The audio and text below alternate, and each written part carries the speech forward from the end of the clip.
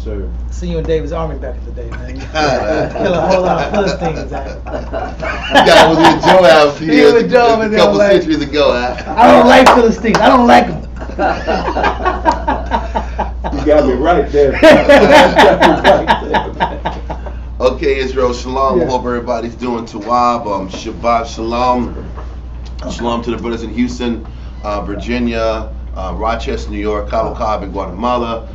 Shalom and peace to everybody that's committing themselves to teaching this word and committing themselves to the dedication and development of other men and families. I mean, I salute and respect anybody that puts their life on the line so that other brothers can get developed and strengthened. So peace and love to everybody out here.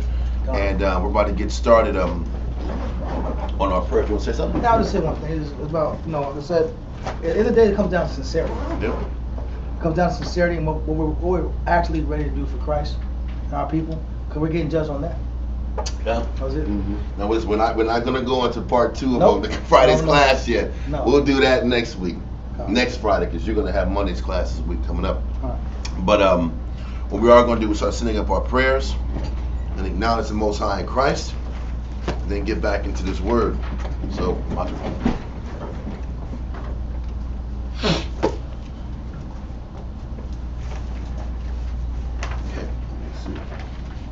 Barakatah Yahweh Ba'Hashem Yahushua. Barakatah Yahweh Ba'Hashem Yahushua. Hahawa'ah. Nothing to know. A war. Zayawam. The water. Aman. Bless you, Yahweh, in the name of Yahweh Shai that gives to us light this day. Thanks, so be it.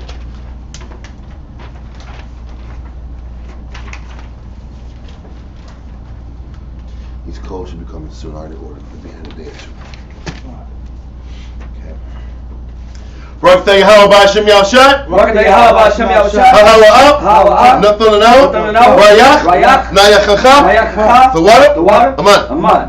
Bless you, Yahweh, in the name of Yahweh Shai that gives to us sweet savor. Thank you, so be it.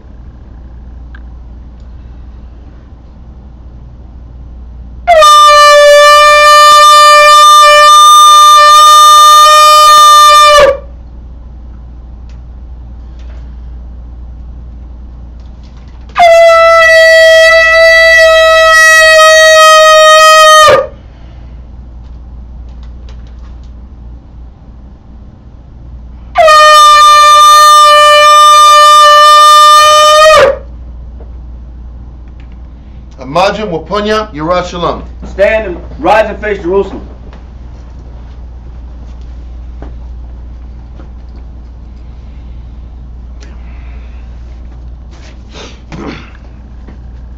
Barakatah Yahweh Ba'Hashem Yahushua. Barakatah Yahweh Ba'Hashem Yahushua. Hahawa'ah. Nothing to know. Hashabbat. Bashalom. The water. Aman. Bless you, Yahweh, in the name of Yahweh Shai that gives to us the Sabbath in peace. Thank you, so be it. Psalms 121. Anasha. Anasha. Ayanyamya. Ayanyamya. Hahoyam. Ma'aya. Yabua'ah. Isaiah. Yabua'ah. Ma. Yahweh. Sha'isha. Shemayah. Wa'aratiza. La'ah. Yonathan. Lamawat. Regalia, Yala'ah, Nawam, Sheshamoyah, Hana, Yala'ah, Nawam, Wala'ah, Yashun, Sheshamomar, Yasharana, Yahweh, Shemoyah, Yahweh, Tezalia, Ayo, Yanyamya, Yad, Hashemash, Yala'ah, Hakaya, Bayawam, Wala'ah, Halabana, Balayala, Yahweh, Yashamoyah, Makol, Right, Yashamoyah, Napasha, Yahweh, Yashamoyah, Hawalakia, Wabu'aya, Ma'aitham, Wa'ayin, I will Psalms 121 in English. I will lift up mine eyes unto the hills, from whence cometh my help. My help cometh from Yahweh, which made heaven and earth. He would not suffer thy foot to be moved. He that keepeth thee will not slumber. Behold, he that keepeth Israel shall not neither slumber nor sleep. Yahweh is thy keeper. Yahweh is thy shade upon thy right hand. The sun shall not smite thee by day, nor the moon by night. Yahweh shall preserve thee from all evil, and he shall preserve thy soul. Yahweh shall preserve thy going out and thy coming in from this time forth, and even forevermore. Amen. Amen. Israelite Credo. Shema Yisrael. Shema Yisrael. Yahweh. Eloheinu. Yahweh. Echad. Shema Yisrael. Shema Yisrael. Yahweh. Eloheinu. Yahweh. Echad. Shema Yisrael. Shema Yisrael. Yahweh. Eloheinu. Yahweh. Echad. Deuteronomy chapter 6 verse 4. Hear, O Israel, the Lord our power is one Lord. Okay. Lord's Prayer. Abanawa, Shabbat Shemayim, Kodash, Hayah, Shemka, Yahweh, Malak Watkah, Taba'ah, Ratazaka, Hayah, Aisha, Ba'aratazah, Kawa, Hayah, Bashemayim, Nathan Lanawa, Lacham, Ko, Yawam, Wasalachna, Chawatina, Kasalachno, Chawatino, Wala'ah, Tabia'no, Walasawat, Abo, Hamushana, Mayan, Rod, Kayab, Laka, Amalakwa, Waha'ala, Wahatha Pa'arat, La'ai Walanya. Amen. Amen. Matthew chapter 6 verse 9. After this manner therefore pray ye, Our Father which art in heaven, hallowed be thy name. Thy kingdom come, thy will be done in earth as it is in heaven. Give us this day our daily bread, and forgive us our debts, as we forgive our debtors. And lead us not into temptation, but deliver us from evil. For thine is the kingdom, and the power, and the glory forever. Amen. Amen. Ten Commandments. La'ah, Yahaya, Laka, Alahayim, Achoyim, Ayo, Panya. It's lucky. Thou shalt have no other powers before me. Number 2. La'ah, Ta'ina, Laka, Pasol, Wala'ah, Ta'ibado. Thou shalt not make unto thee any graven image, nor serve them. Number 3. La'ah, Talach Wachat, Sham, Yahweh, Bashawah. Thou shalt not take the name of the Lord thy power in vain. Number 4. Zakar, Hayawam, Hashabat, Laquadashwa. Remember the Sabbath day. 2. Keep it holy. Number 5. Kabad, Abaka, Ya'amaka. Honor thy father and thy mother. Number 6. La'ah, Tharatazah. Thou shalt not kill, murder. Number 7. La'ah, Thana'ah. Thou shalt not commit adultery. Number 8. La'ah, Thaganah. Thou shalt not steal. Number 9. La'ah, Tha'ina, Shakur. Thou shalt not bear false witness against thy neighbor. Number 10. La'ah, Tha'chamad, Ko, Asherah, La'ra'aika. Thou shalt not covet anything which is thy neighbor's.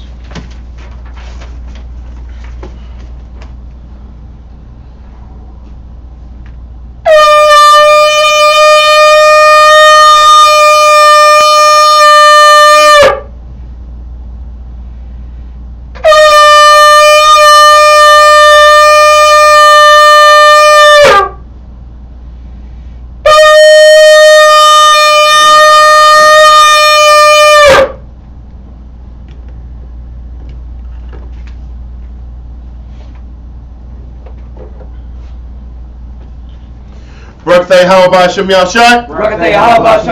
Hawa Nathan Lanawa. Blessed are you, Yahweh, in the name of Yahweh Shai that gives to us the law. All right, everyone, you shopping. Take seats. Oops, I think we're good for a little bit. So what we're going back into now, the last chapter we finished off in 2 Samuel was chapter 13, if I'm not mistaken. Was it 13? No. No, it was 12. We finished off with chapter 12. And chapter 12 deals with the aftermath of the curse that Nathan gave from the Most High to David because of his sin to Bathsheba. You need the Josephus probably. We're going to need some Josephus. But just the understanding is that we don't want to forget. You got one? We don't want to forget what David did. David sat back here, committed adultery, so he committed sexual impropriety in the eyes of Heavenly Father. Then he sat back here and tried to cover up the sin of adultery with murder. He hired men to murder Uriah. So what Nathan did, when Nathan told David, he said, listen, for these actions, you sat back here and you're going to have your house, your family is going to be a bloody family. And the sword is not going to leave your house. The sword, embarrassment, chaos was the curse for David's impropriety. The Most High said he was going to spare David's life, but there was going to still be a significant consequence for his sin with Bathsheba and all the actions and the cover up and the murder that he went through to try to cover up his actions. So now we're into 2 Samuel chapter 13, and we're going to start seeing all of the sin and the negativity start to manifest itself in real life action. So let's go to 2 Samuel chapter 13. Kariah, let's get you saluted in first.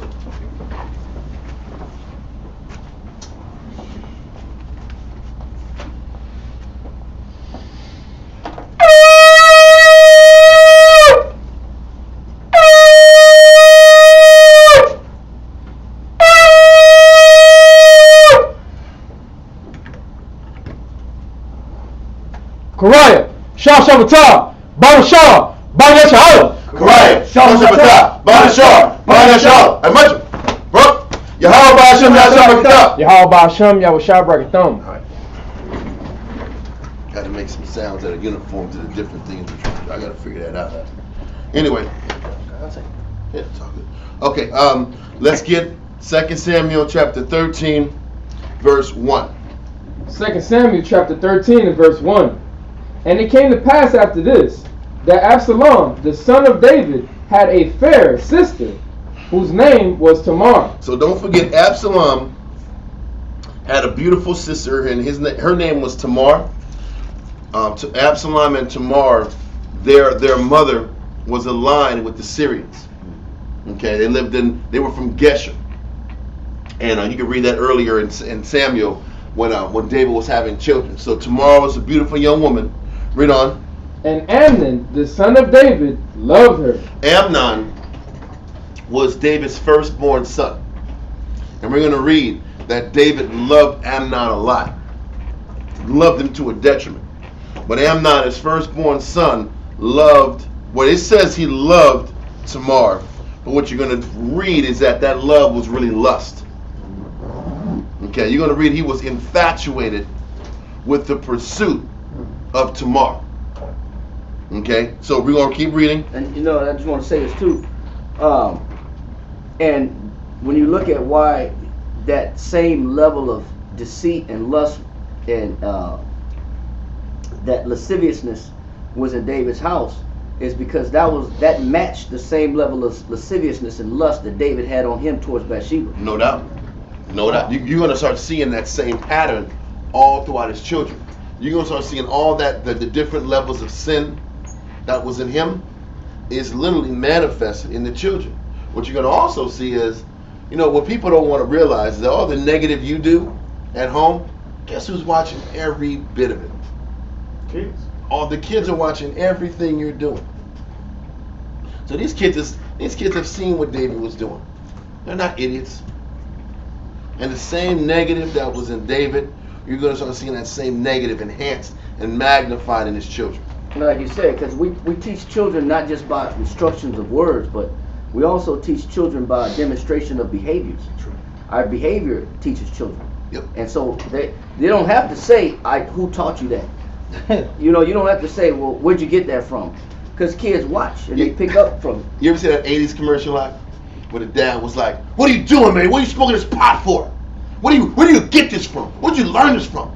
He said, I learned it from watching you, Dad. I remember that. Yeah, I remember that. Yeah. I didn't see that. You never watched that commercial? Yeah, It was crazy. That was in the 80s. This is your brain on drugs? No, It was around that same time period. But this guy was hemming up his son for smoking drugs, doing drugs. He's like, where'd you learn this crap from? Yeah. I learned it from watching you, Dad. Yeah. And he got all serious face and everything, and the commercial quit. Yeah. And he says, your children are looking at you. That was the point of it. Your children looking at you. Watch what you do. Yeah. Watch the example that you're being in front of your children. They're going to pick up on They're going to pick up on all negative things you do. Yep. Anyway, that was just, it just hit me as he was talking there. That commercial, those commercials stick in your brain. That television's crazy like that. It is. I can't forget that commercial. Because Dad had a long sleeve button up shirt. He was professional. Yeah. He would never do anything like that. Yeah. And his son busts him out right in front of him. And it was crazy. It was crazy. But keep going, Shams. Everything you said is correct. No, that was it. Just to show that the demonstration, what you put on display at home, you're teaching kids through your behavior as well. Not just in what you say to them, not just the instructions of words, but also behavior, mannerisms, your posture at home. Yep. You know, all these things kids are picking up on. So is that why home has to be worked? Oh yeah, absolutely. Home doesn't mean I just let my hair down and I just do what I want to do because I'm at home. You know, there's still a structure and discipline that must be maintained, especially when you got kids who are impressionable. Yep. Watching everything you do. Huh? No doubt. All these are facts. So let's get to verse 2, 2 Samuel 13. And Amnon was so vexed that he fell sick for his sister Tamar. What's crazy is it was so bad. This guy's lust was so bad that he got sick. You're gonna read down. He was losing weight because his lust wasn't satiated and quenched. What it's also showing you out is that this David's house, everybody was getting what they wanted out. This is also a consequence of the flesh is always being nurtured out.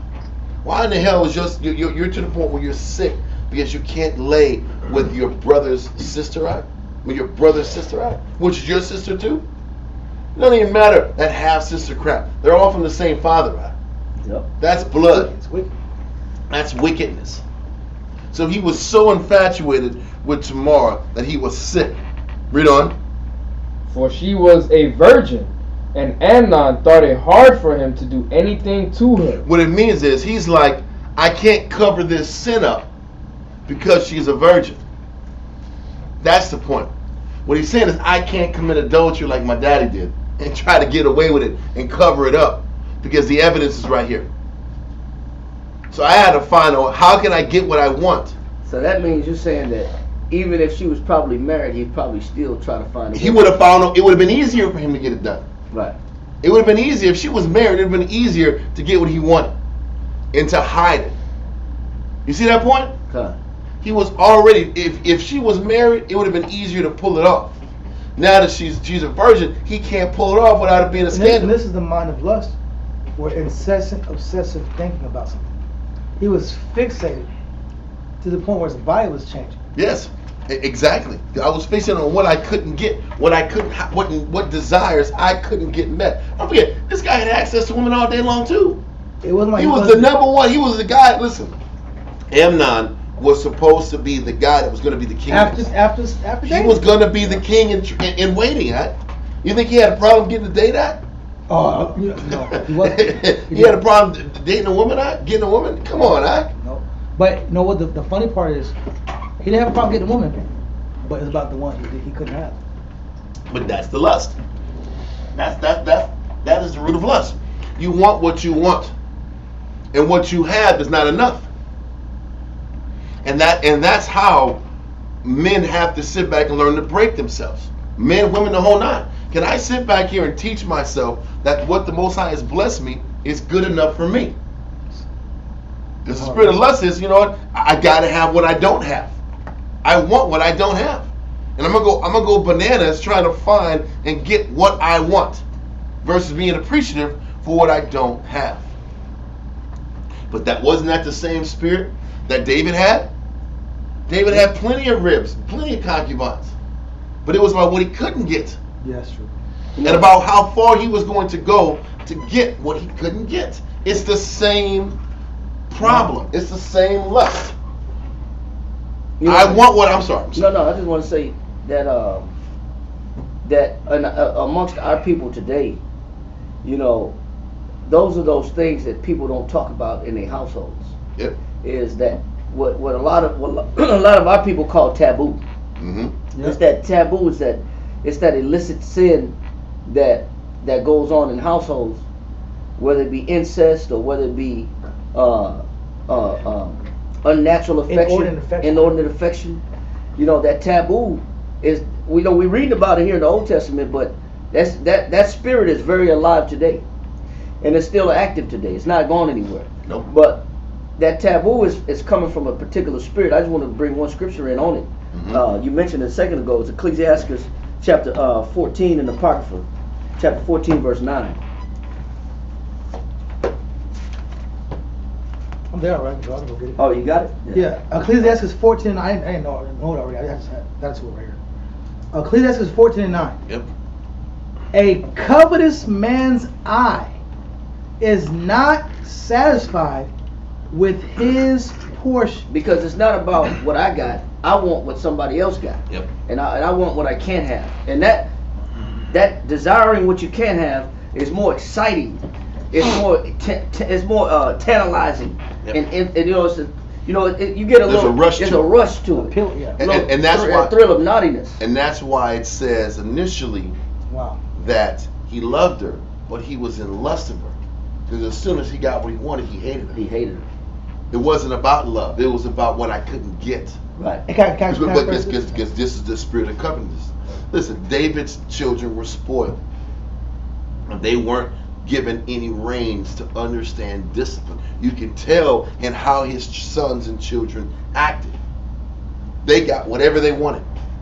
And there wasn't a lot of discipline in that household. These guys were insatiable, and whatever impulses hit them, they was going to follow it. Can I make a point too? You think about that? Isn't that what covetousness is? Yeah. I want what I want because I'm in a habit of getting what I want anyway. I always get what I want. Exactly. Yeah. This is what I am now. This is what's going on with him. This is what's going on. You want to read later on that when Joab didn't answer Absalom's calls, this guy just burnt his fields up. You didn't get back to me in time. Wow. This is how this dude's children were. They were spoiled brats, huh? Like insatiable white children. They were spoiled brats. I hate you, Daddy. You didn't even a Ferrari, Testarossa. You gave me a freaking Audi. Who'd you losers ride Audis? What? That's not true. But this is the spirit of David's children. Yeah. Anyway, keep going out. Yeah. Just finish that verse in verse 9. That's funny you said that. Where you at? You Oh, I'm here. I'm the one. You're the guy. Wow. Okay. A covetous man's eye is not satisfied with his portion, Read on. and the iniquity of the wicked drieth up his soul. So that's showing that iniquity within him is what was making him sick. Yep. Wow. That's what was drying him up on the inside. That's what made him sick, was the fact that he couldn't execute his lust. And when I don't get what I want, it makes a person sick. I know. And what you're also seeing is that these people didn't come from the humble backgrounds that David went through. David was a shepherd. David didn't have nothing. He didn't have nothing, and his life was completely opposite of these children. These children, David had all this grind and sacrifice. They didn't have to work for nothing. And a lot of these kids nowadays, if you don't make it hard on them, they're going to sit back and be the same way.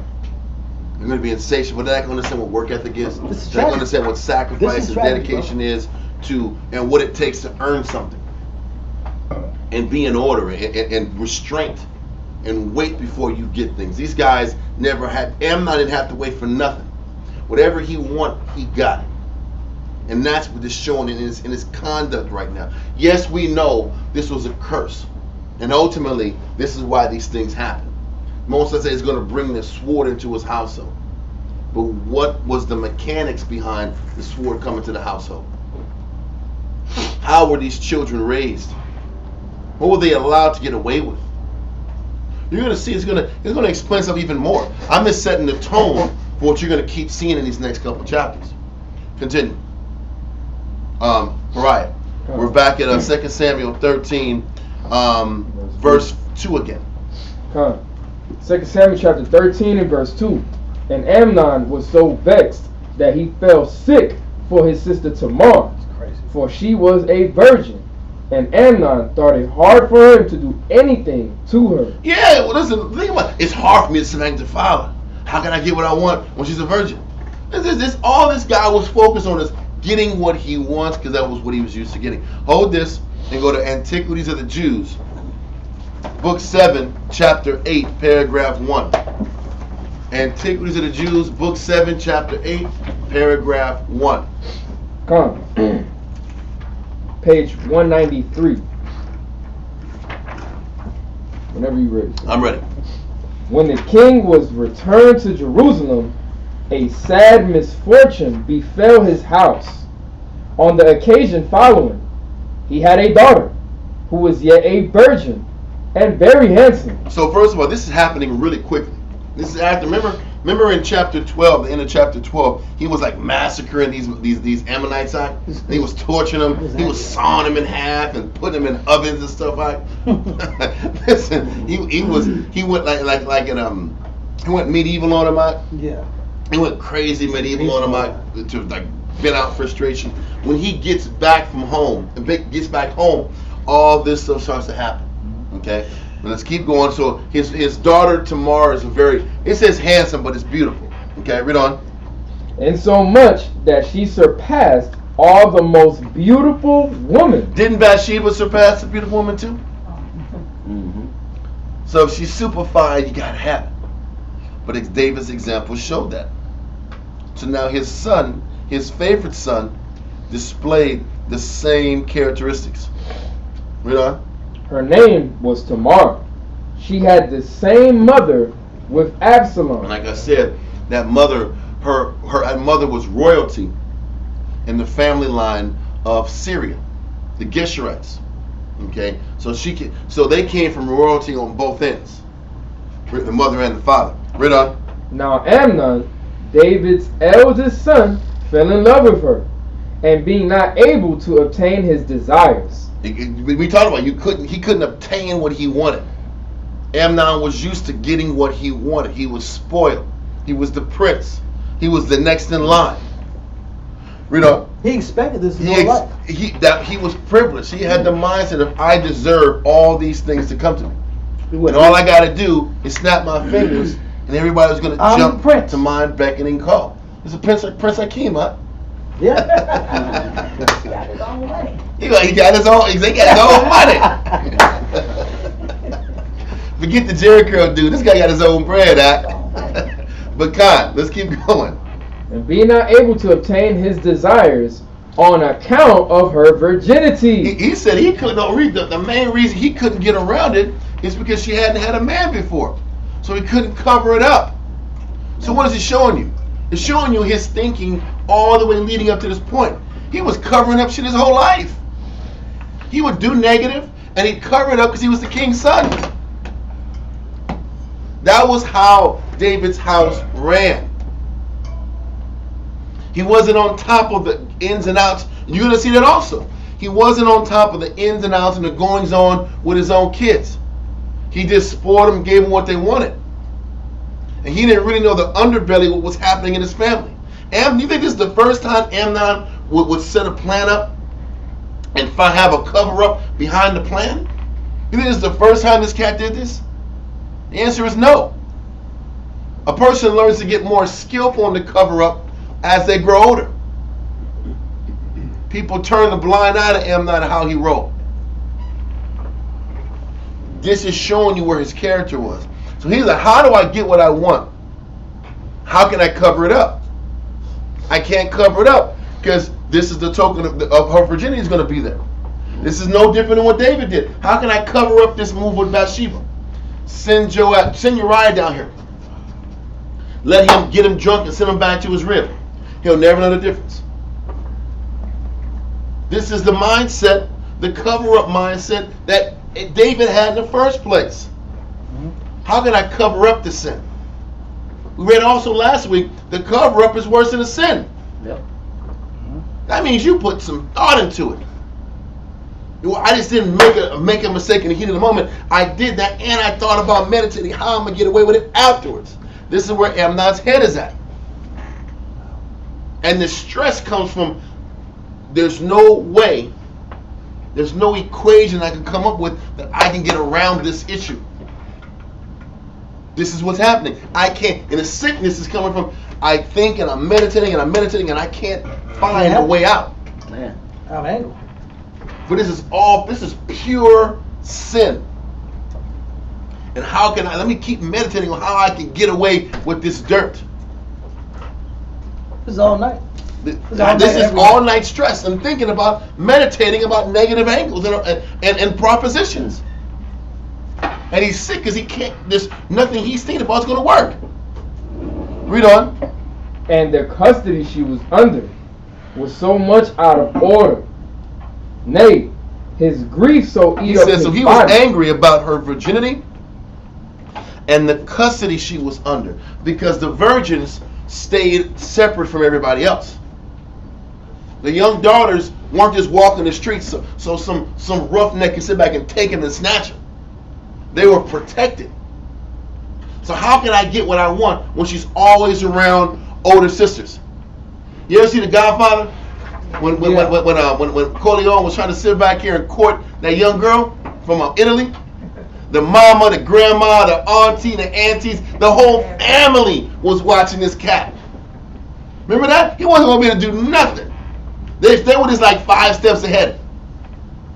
But everybody was walking and talking. His gunmen were there. You couldn't do nothing. But that was how it was supposed to be. These young daughters were cherished and looked after. So Amnon's like, bro, how can I? She's a virgin and she's around this whole group of sisters where I can't just do what I want to do. And that's why he's sick and he's stressed. Let's keep going. His grief so eat up his body that he grew lean. Oh, man. And his color was changed. He was turning pale. Oh, man.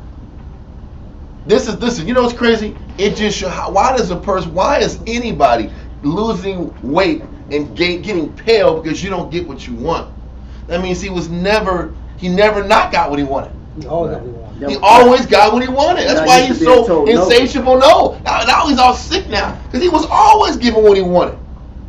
He was the spoiled favorite.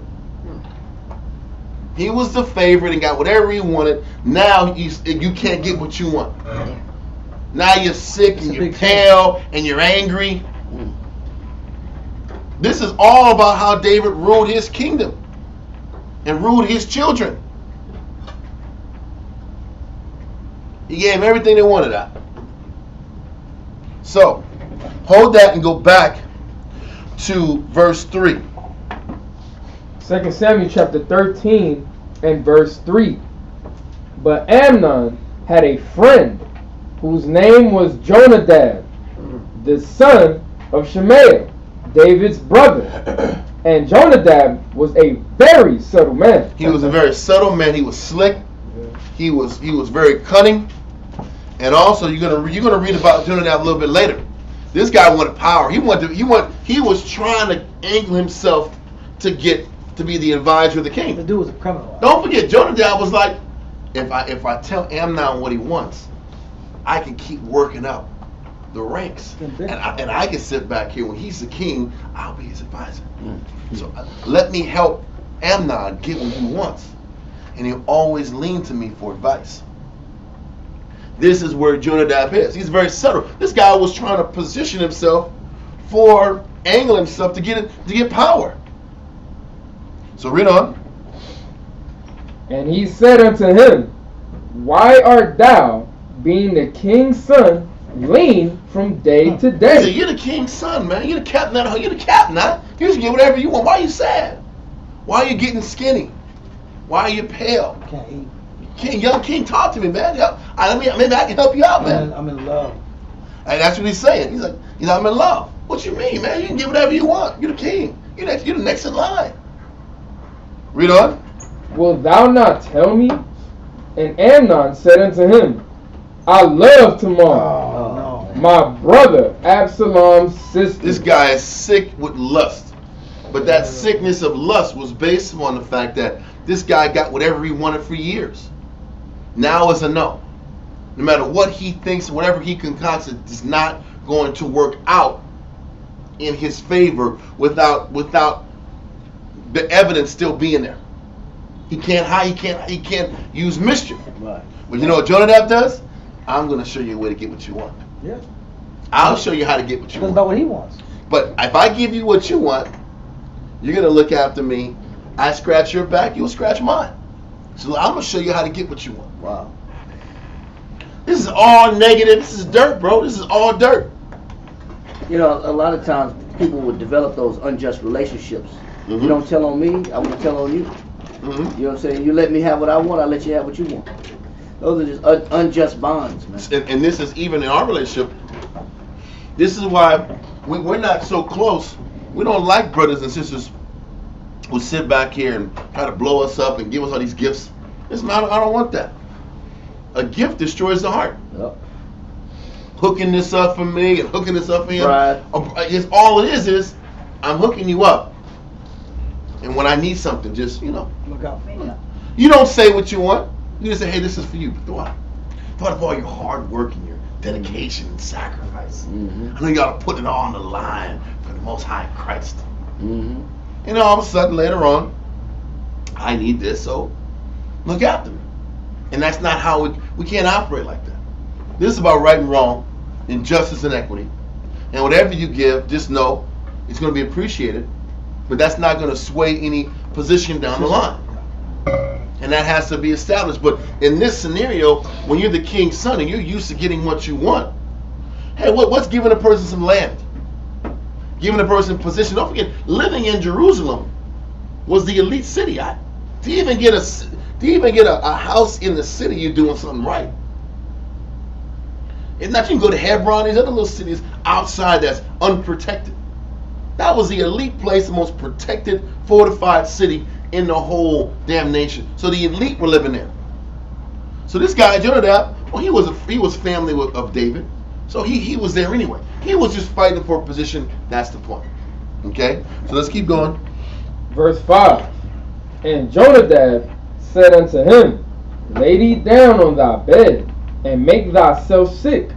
And when thy father cometh to see thee, say unto him, I pray thee, let my sister Tamar come, and give me meat, and dress the meat in my sight, that I may see it, and eat it at her hand. So this is what Jonadab says. Listen, act like you're sick, and tell your father when he comes to see you that I will only feel better if my sister Tamar makes me some food, makes me some cake. Now, first of all, that don't make no damn sense. He got plenty sisters. David had plenty daughters. Why is it Tamar? You don't think that makes any sense? But you know, David, you can tell, was blind to what was going on in his family. So he's just about appeasing and giving them what they want. Why Tamar? That would have been the first question. Why Tamar? Have the royal servants do Cook it. and do it. Have the cook do it. Why you want this girl to do it? Well, it made no damn sense. What's going on with you, man? Like, so her making these magical cakes gonna make me feel better?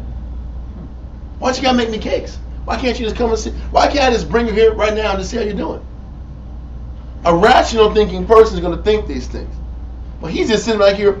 He's in a placate mode. My son said, "Oh man, he wants my daughter to make cake. Man, daughter, come here and make him cakes. Mm-hmm. Whatever it's gonna do to make my son feel better." God. That's all he's in the mode of. Anyway, let's keep going. So Amnon lay down and made himself sick. And when the king was come to see him, Amnon said unto the king, I pray thee, let Tamar my sister come and make me a couple of cakes in my sight, that I may eat at her hand. Then David sent home to Tamar, saying, Go now to thy brother Amnon's house and dress him meat. So what's also happening is, it's showing you that still his advice and his lack of perception is causing a lot of these things to happen. You're the one that sent your daughter to get raped. It was your order. You cleared it. You put your daughter in this situation because you were asleep to what's going on. You don't think that starts to plague him down the line? That at one time all of his decisions were coming out roses. Every decision he was making was perfect. It was on point. And now all of a sudden, you're making decisions, and all of a sudden they're blowing up in your face. Well, you know, it's almost like I've been a bad dad, so I'm just gonna give my kids what they want. Since I've been a bad dad and I've taught them a couple of evil lessons, so I'm not gonna. Everybody knows what happened. So I've been a bad dad, so I'm gonna just let them get away with whatever. You know, I'm gonna act like everything's cool by being cool with my kids. By being a gift guy, Yeah, gift dad. being a gift dad. Yeah, I'm gonna buy my kids. You know, they love Ice that. cream dad. Yeah, ice cream dad. You know, it's just whatever they ask for. I'm not even gonna investigate it because I'm such a guilty bad dad, and I've been such a bad dad that they can pretty much get away with whatever they want. And a lot of times that plays in men's minds too, especially as fathers. Yeah. You know, you try to find a way to win your kids back into your life by giving them what they want, but you actually destroy them in the back end. You know, Yeah. by trying to be cool with them. But he was giving them everything off rip. You're right. What you're saying is right. But this guy was giving these kids everything. These dudes were spoiled rotten. Well, Anyway, let's keep going. So David sits back here. He listen. What Amnon is asking doesn't make sense. I'm sick, but so I need some starch to make me feel better. so starch cakes is gonna make me feel better from sickness. That don't make sense. And you got royal cooks that can make cakes way better than this girl dog tomorrow. what it shows. And then you gotta feed it like I'm like a bird. Thank you. I'm sick. I didn't feel better. I feel better. Yeah. That's first of all, what kind of king? What kind of dude is this? Yeah.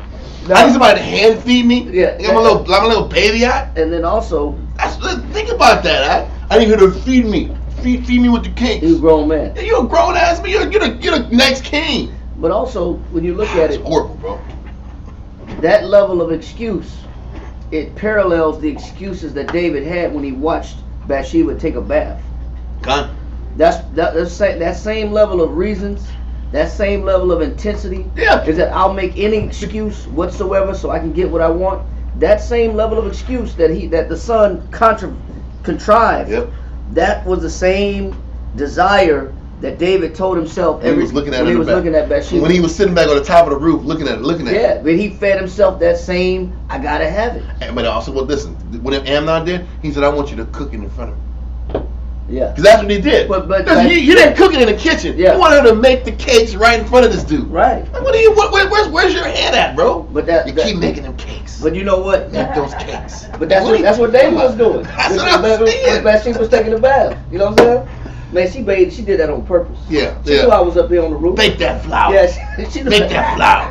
Put the lemon extract in there. Yeah. Put that orange extract in there. You know, she knew More icing. She knew I was gonna be on the roof at this time. She did that on purpose. That's You know crazy. what I'm Yeah. saying? Man, it's That- crazy. That psycho thinking. Yeah. This is Amnon. Now you gotta cook. I want to see you cook. I want to see you cook the cakes. Yeah. These guys are off, man. Let's You keep know what going. that feeds the lust, the that- fire, right? It feeds She's the fire. into me. She's Yeah. making the cakes for me. Right. Like, No, what? he's telling himself what he wants to. He said exactly. But this is what David was saying. You know, I remember training a brother at the zones, and training a brother at the zones, and you could actually see men have that mentality. Like amongst 9.5 tribes, specifically Issachar, a kiss on the cheek is almost equivalent to a handshake. You know, for a woman to kiss you on the cheek and, you know, either we're greeting you or departing, a kiss on the cheek is just a Greeting. a courtesy. It doesn't mean anything. It's a greeting. It's a form of a greeting. Can't tell brothers that. But I've seen brothers get a kiss on the cheek, which is just a greeting, take that into the a eyes get big Yeah, like like- this. hey brother, you think I should get a number? You think I Like should talk to what? her? Like brother, that was just a formality. That was just a courtesy. He's like, nah. You know what I'm saying? Like I brother, thought it was me. you know, literally, for real. That Yeah. was deeper than that. That was deeper It than was rap. deeper than that. Like I think there's more to it. Yeah. Cause I said, brother, that's the culture, that's the custom. It gets everybody He's like on the this. cheek. You keep saying that now. No, Say that's something with the the culture. culture, brother. That's normal, bro. They do that to everybody. You know what I'm saying? Culture smoke. That was more. I felt it. Yeah, you felt it. You missed it. You missed it. I felt it. Yeah. I seen it. I felt the connection. Yeah, bro. I felt it in it. Yeah, I felt it. Yeah, and we got a brother that actually thinks that and take it to that level. Man. And you can see how a man, his thought process will change and blow something up bigger than what it is, and to improvise And something. you create this full-blown fantasy out of it. Yeah. Especially for a guy who's got what he's wanted the whole time. And he wasn't really giving a crap about what other people felt. Yeah. And how other people were thinking. All he cared about was what he wanted and what he had, because that's been the pattern of his actions. His life. Listen, you're sitting back here asking your dad to bring your sister so she can feed me cakes? He Right. said that. What kind of shit is this? Feeding you cakes, hand feeding you Make you cakes feel better. to make me feel better? What kind of sick thing you got going on in your head? She gonna get on the bed with you and here's more cakes, here's more cakes. That's the thing. That's what this guy is. This pampered vibe this dude's got. That should have been a red flag, right? That's the point. We was asleep. He was asleep. He was disconnected. But about what this is what happens when you make too much of your son. You make too much of your kids. You can't really see them for what they are. That's true. He was his favorite, and he couldn't see past the things he wanted to see. And he didn't have honest evaluations of what Amnon was. That's why he was disconnected. You want to hear that, bro? He didn't want to hear that. He didn't hear that Amnon was just was a base dude and he was spoiled rotten. No counselor said Amnon was kind of off. Right? Nobody. Man, this dude's kind of tripping out. But don't forget, everybody had to talk to David in a sideways approach. Even Nathan had to give him a parable to tell him he was off. Yeah. Why couldn't Nathan say, "Man, you're off"? When she with Bathsheba was off. He said there was once there was a man around the road. And he sat back here and he had a friend, a visitor come through. And like we telling him a story. He had to go all around America to say, "Listen, bro, you're off." That's how you had to talk to the king. Because he wouldn't accept it. He wasn't listening. These guys weren't listening to rational talk. Yeah. Anyway, I think we got the point so far, right? It happens a lot though. They're like where you can't talk to men rationally. Yep. Because They made too much of themselves. They're unapproachable. Yeah. Or their opinion is so strong Yeah. that because the scriptures say many have been overthrown by their vain opinion. Yes. Their opinion is so strong that reason doesn't make sense to them. So you have to find a way or opportunity or disguise the counsel in a way for them to see it because their opinion is so strong. Yep. And it's a stronghold over their mind, and they'll reject it if you just go straight up and tell them, brother, that's your problem. Mhm. They'll reject it. Huh? You know? So let's keep going. I think we're in Verse 8. verse 7. Give me verse 7 again. 2 Samuel chapter 13 and verse 7. Then David sent home to Tamar, saying, Go now to thy brother Amnon's house, and dress him meat. Okay. So Tamar went to her brother Amnon's house, and he was laid down. And she took flour, and kneaded it, and made cakes in his sight. So she was making the cakes right in front of his face. Well, why the hell you got that? Doesn't make sense. But he's making her cakes. He's sitting here like this, laying up. That's not Talking. medical advice. Huh? It's not medical advice. It's gonna heal us. So she brought all the ingredients to his room. I guess so, to his room. She was cooking right in front of this dude in the room. Where was she gonna cook? I don't know. Listen, I guess he's in an area where I guess he was laying down on the couch. Open for Because eventually he ends up going to the room. But he's on the couch like just laid up. Oh, thanks, He's just watching sis. her move around. Hey, watching her cook and eat. He's like, oh, thank you, sis. I appreciate it. Yeah. You're so lovely today, sis. How's your day?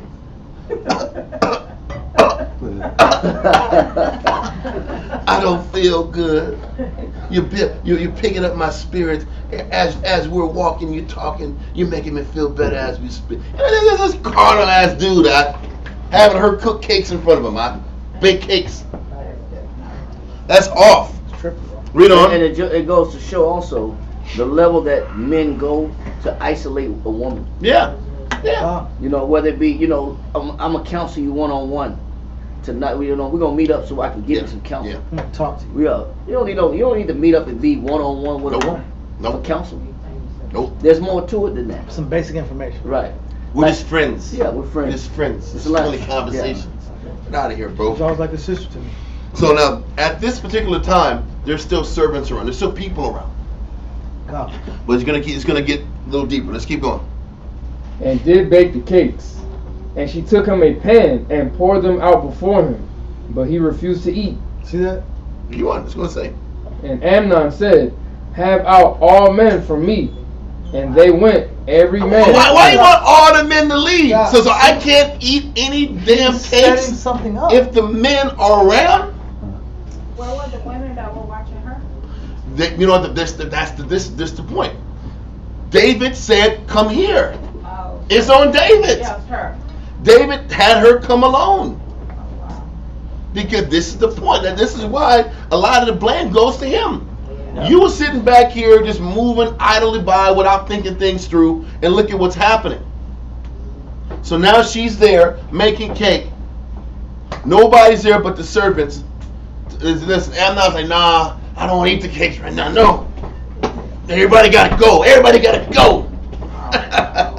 He gets all the servants out. And then he starts to really turn up and show where he's really at. The intensity of his lust started to come out. Brother, He set up a crime scene. This is very this simple. is criminal, right? This is the first 48 right here, right? This is crime stuff, right? Premeditated. He should Exactly. It's all premeditated. That's the point. Read on. And Amnon said unto Tamar, Bring the meat into the chamber, Yep. that So I now, may eat of thine hand. so now he's like, I'm just bring the meat to the bed. Bring this cake to the bed. When you eating bread, when are you eating bread cakes? He says, I want you to sit on the So she bed can't with scream, me. She can't scream. She can't run. I want It's you a to setup. sit on the bed Yeah, and feed me cake. it's a setup.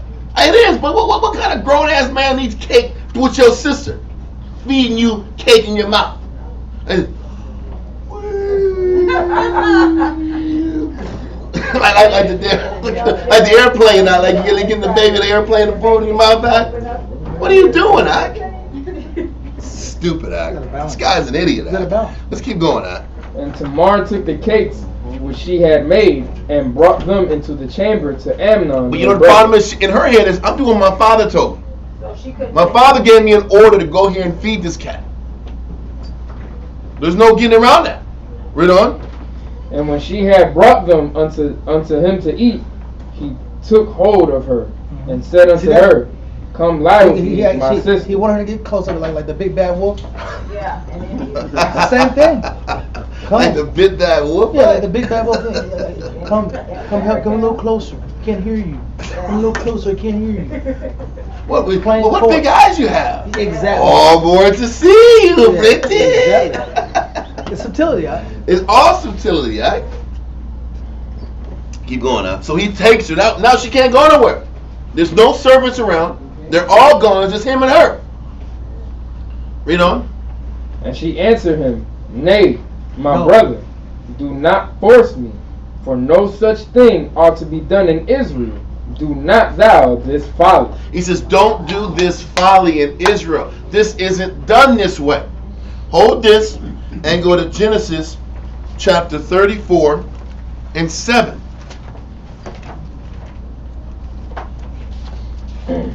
Genesis chapter 34 and verse 7. And the sons of Jacob came out of the field when they heard it, and the men were grieved, and they were very wroth. They were grieved. This was the 12 sons of Jacob. When they found out that this prince of Canaan took Dinah, their sister, without her consent, and took her virginity. And when the brothers found out, they was pissed, man. They were grieved and they were pissed because what was done to her was foul. And it calls it folly. Read on. Because he had wrought folly in Israel in lying with Jacob's daughter. Just like Tamar said to her brother, don't bring this. We don't do this. Don't bring this folly into our people, into Israel. This is negative. This is foolishness. Don't do this. I'm not giving you consent. No different than Dinah give this dude, this Canaanite consent when he took her. But what did Simeon and Levi do once Dinah sat back here and got done wrong? Tore the city up about it. They sat back here, they played it smooth. They said, you want my sister? Cool. This is what it's going to be. This is what's the requirement. All the men in your little city have to get circumcised. So Simeon and Levi circumcised all the men, then killed the entire palace. What's about? They killed everybody in the king's palace.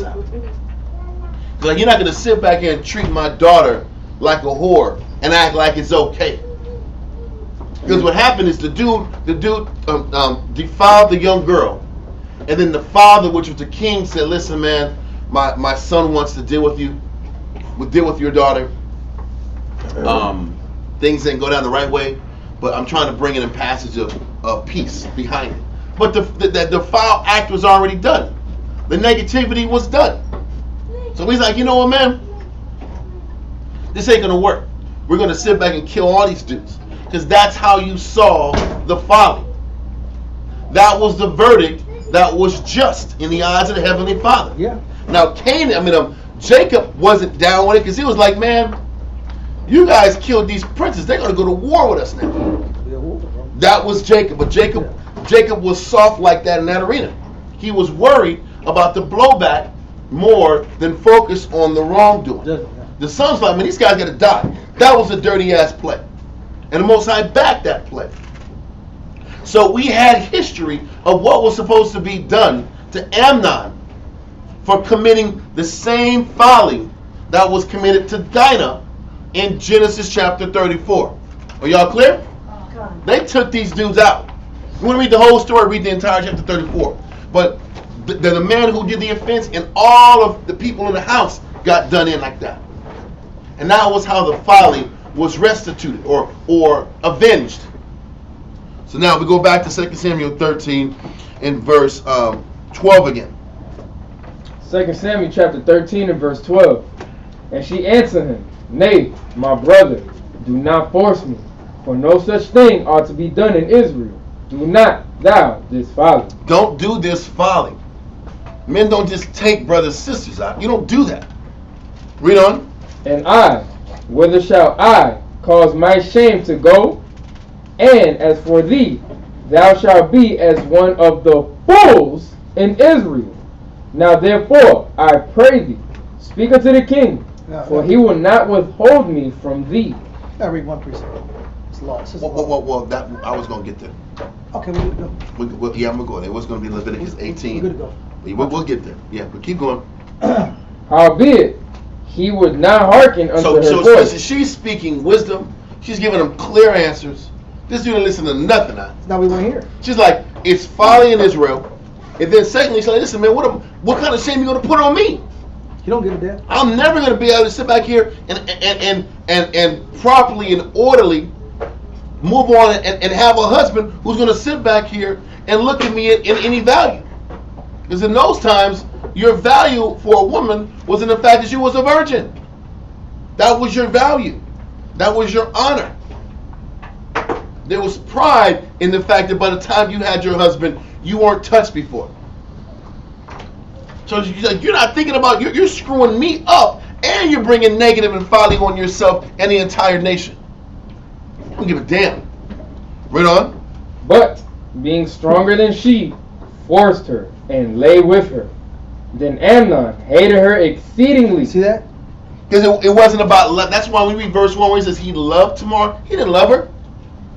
He was in lust with her.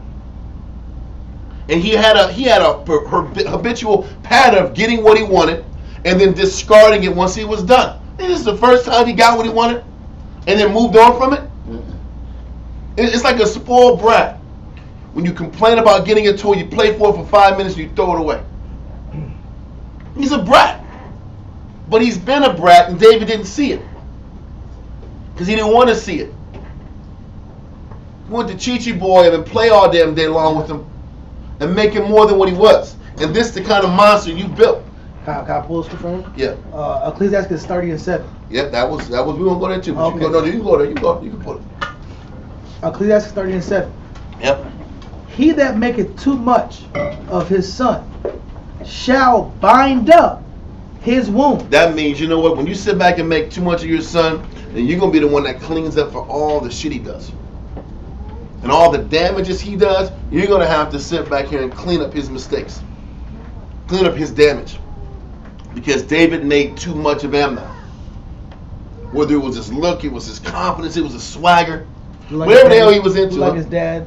He rolled like his dad. And also, when you read that whole chapter, Mhm. it's about the level of chastisement that's necessary to deal with your kids. Exactly. And discretion that they're supposed to have when it comes to punishment. We're going to have to go through the chapter, but I was waiting a little bit, but you're good. The verse is fine, because that's exactly what you're saying. Mhm. You got to sit back here. He said, "Copy not thy child." You can't play with him too much. Because what's more important than you just being all goggly-eyed and googly-eyed over your child is their spiritual development down the line. Yeah. And you got to be hard on them so they can be a defender of you down the line. Yep. Were any of his sons defending him? No. No. None of his sons defended him. Right?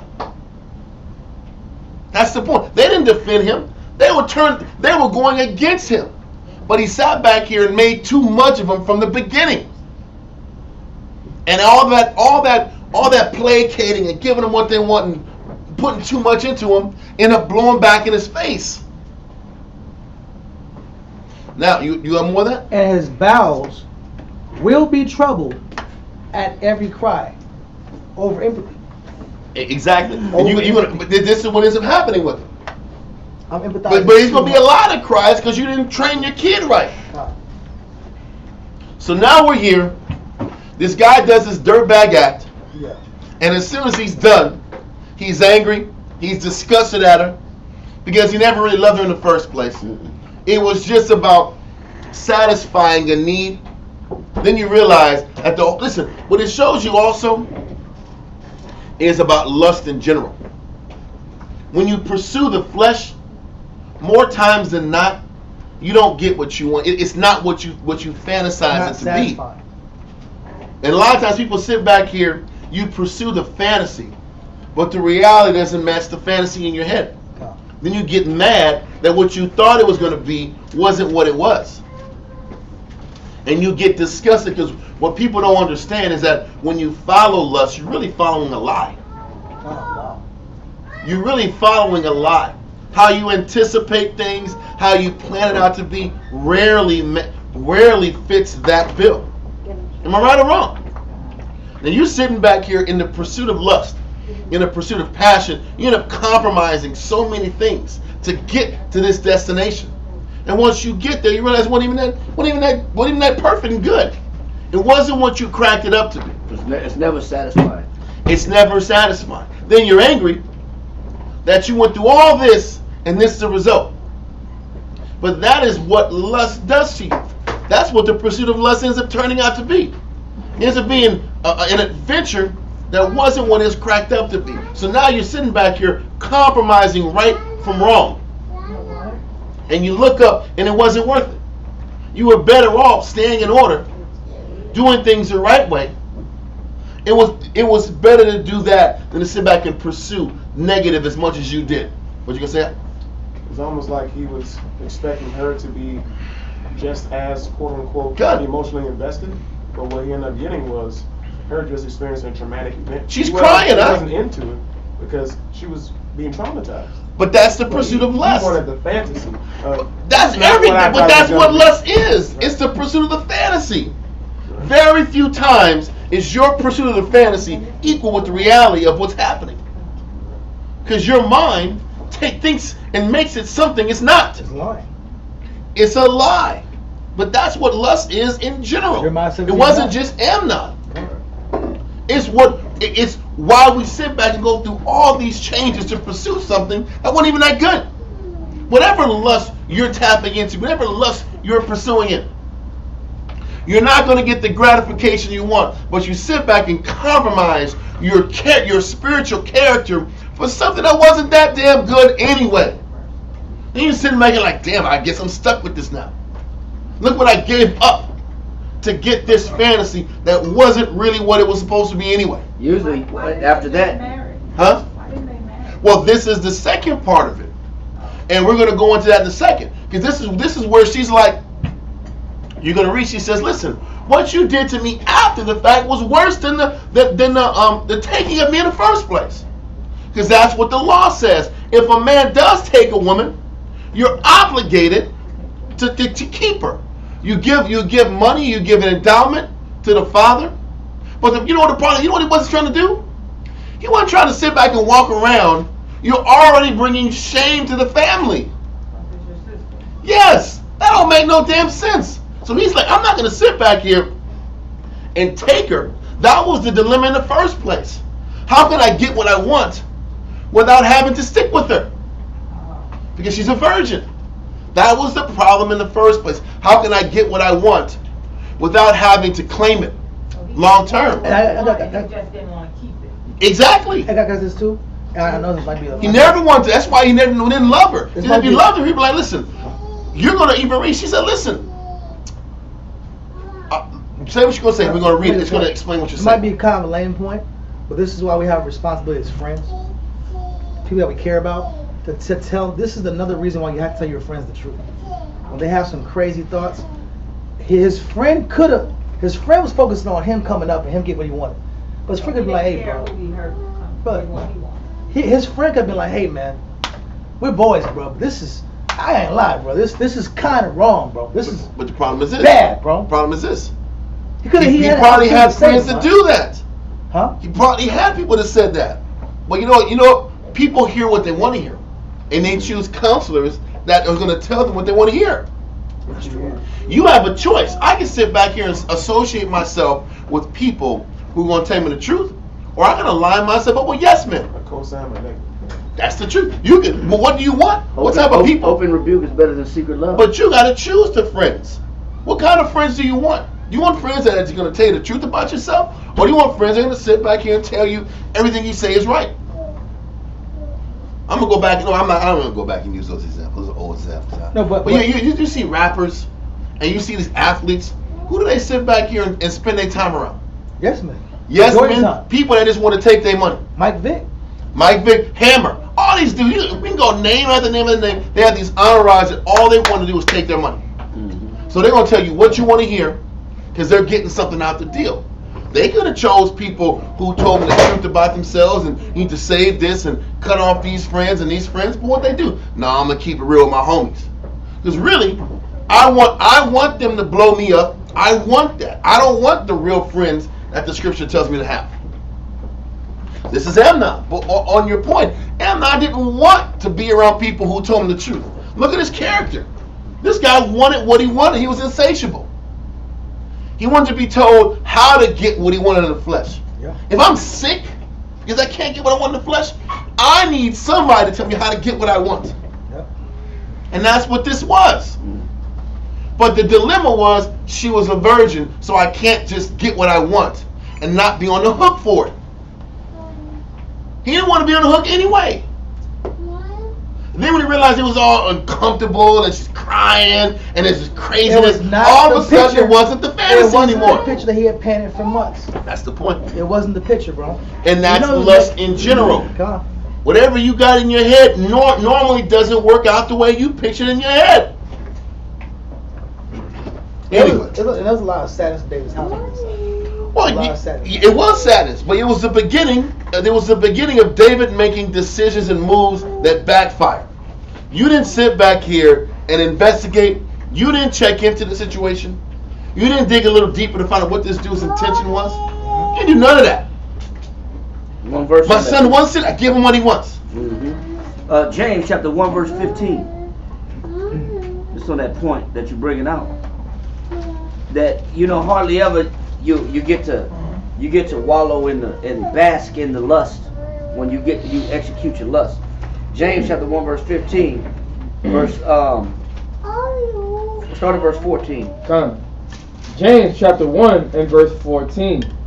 But every man is tempted when he is drawn away from his own lust. And that's it. That's everybody has lust. Everybody has their own lust.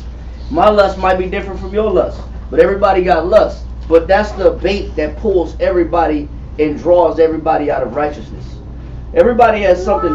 Satan knows this about every man also. Satan knows exactly what type of bait to use because Satan is a hunter. True.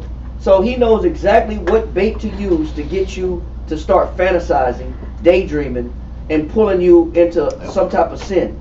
He said every man is drawn or enticed or tempted out of his own lust. Read on. And enticed. And that's how he's enticed. So if righteousness is my lust, then I put away the opportunity for anything to entice me. Then therefore Satan has no leverage. Satan has no bait. That's why Satan couldn't entice Christ. Because he said, if you're the Son of the Most High, turn the stone into bread. Christ said what? Man should not live by bread alone, but by every word that proceeds out of the mouth of the Lord. You know, what the scripture said, you know, that, you know, if you stumble, you know, unless the Most High will send forth angels if you stumble, or unless you dash your foot against a stone. You know, the Most High also said that we should not tempt the Lord our God. So Satan had no ammunition to be able to tempt Christ. He didn't have any ground. He didn't have any ground to bait because his objective was to only fulfill the Most High's will, not his own will. And that's how Satan was able to not, you know, penetrate, you know, his constitution. Read on. Then when lust have conceived. But when a man doesn't use spiritual reasons why I can't do something, I don't have a spiritual governor to say this is why I can't do this. This doesn't make any sense. I'm not backed by scriptures. I'm not using counsel. There's no spiritual governor.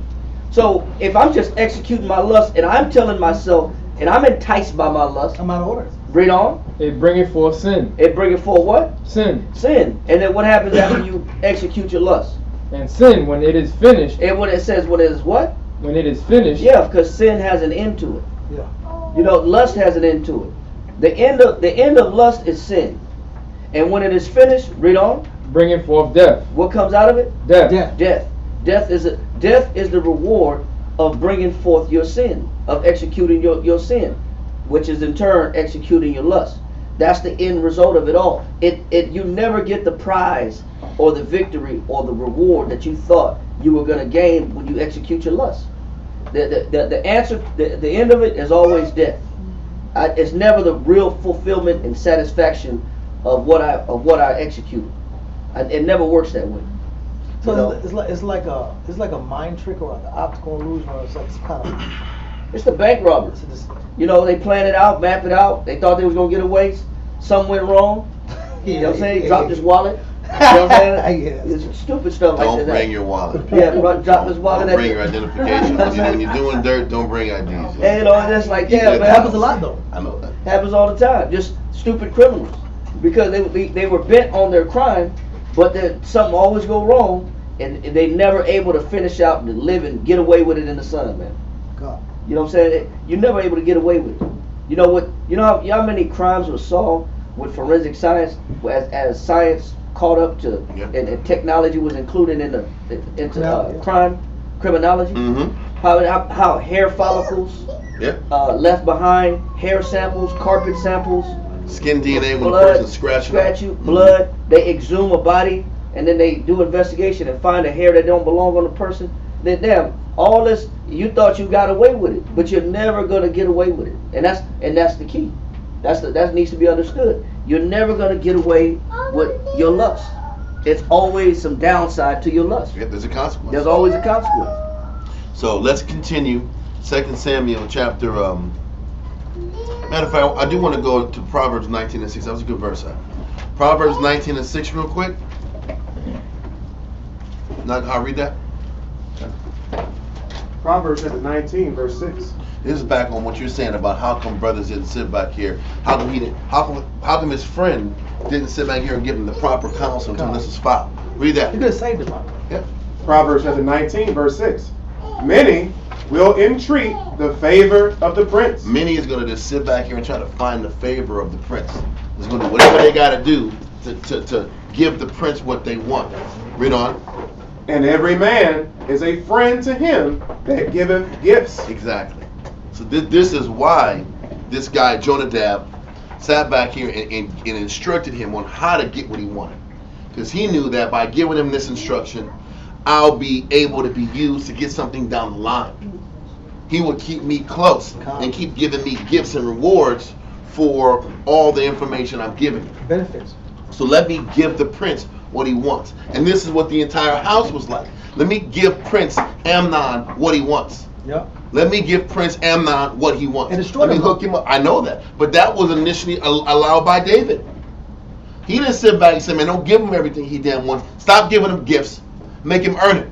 And this is Make why, him work for it. This is why in camps, I ain't gonna lie, bro. We have in our ranking system, it's gonna take a lot of work, bro, and a lot of time and a lot of analysis of a man. And we have to take time and see and really trust and see where men are at over consistent patterns, because you don't want to put this kind of person, this kind of mentality in a position of authority. And you'll set the camp back 20 years 10, 15 years every time.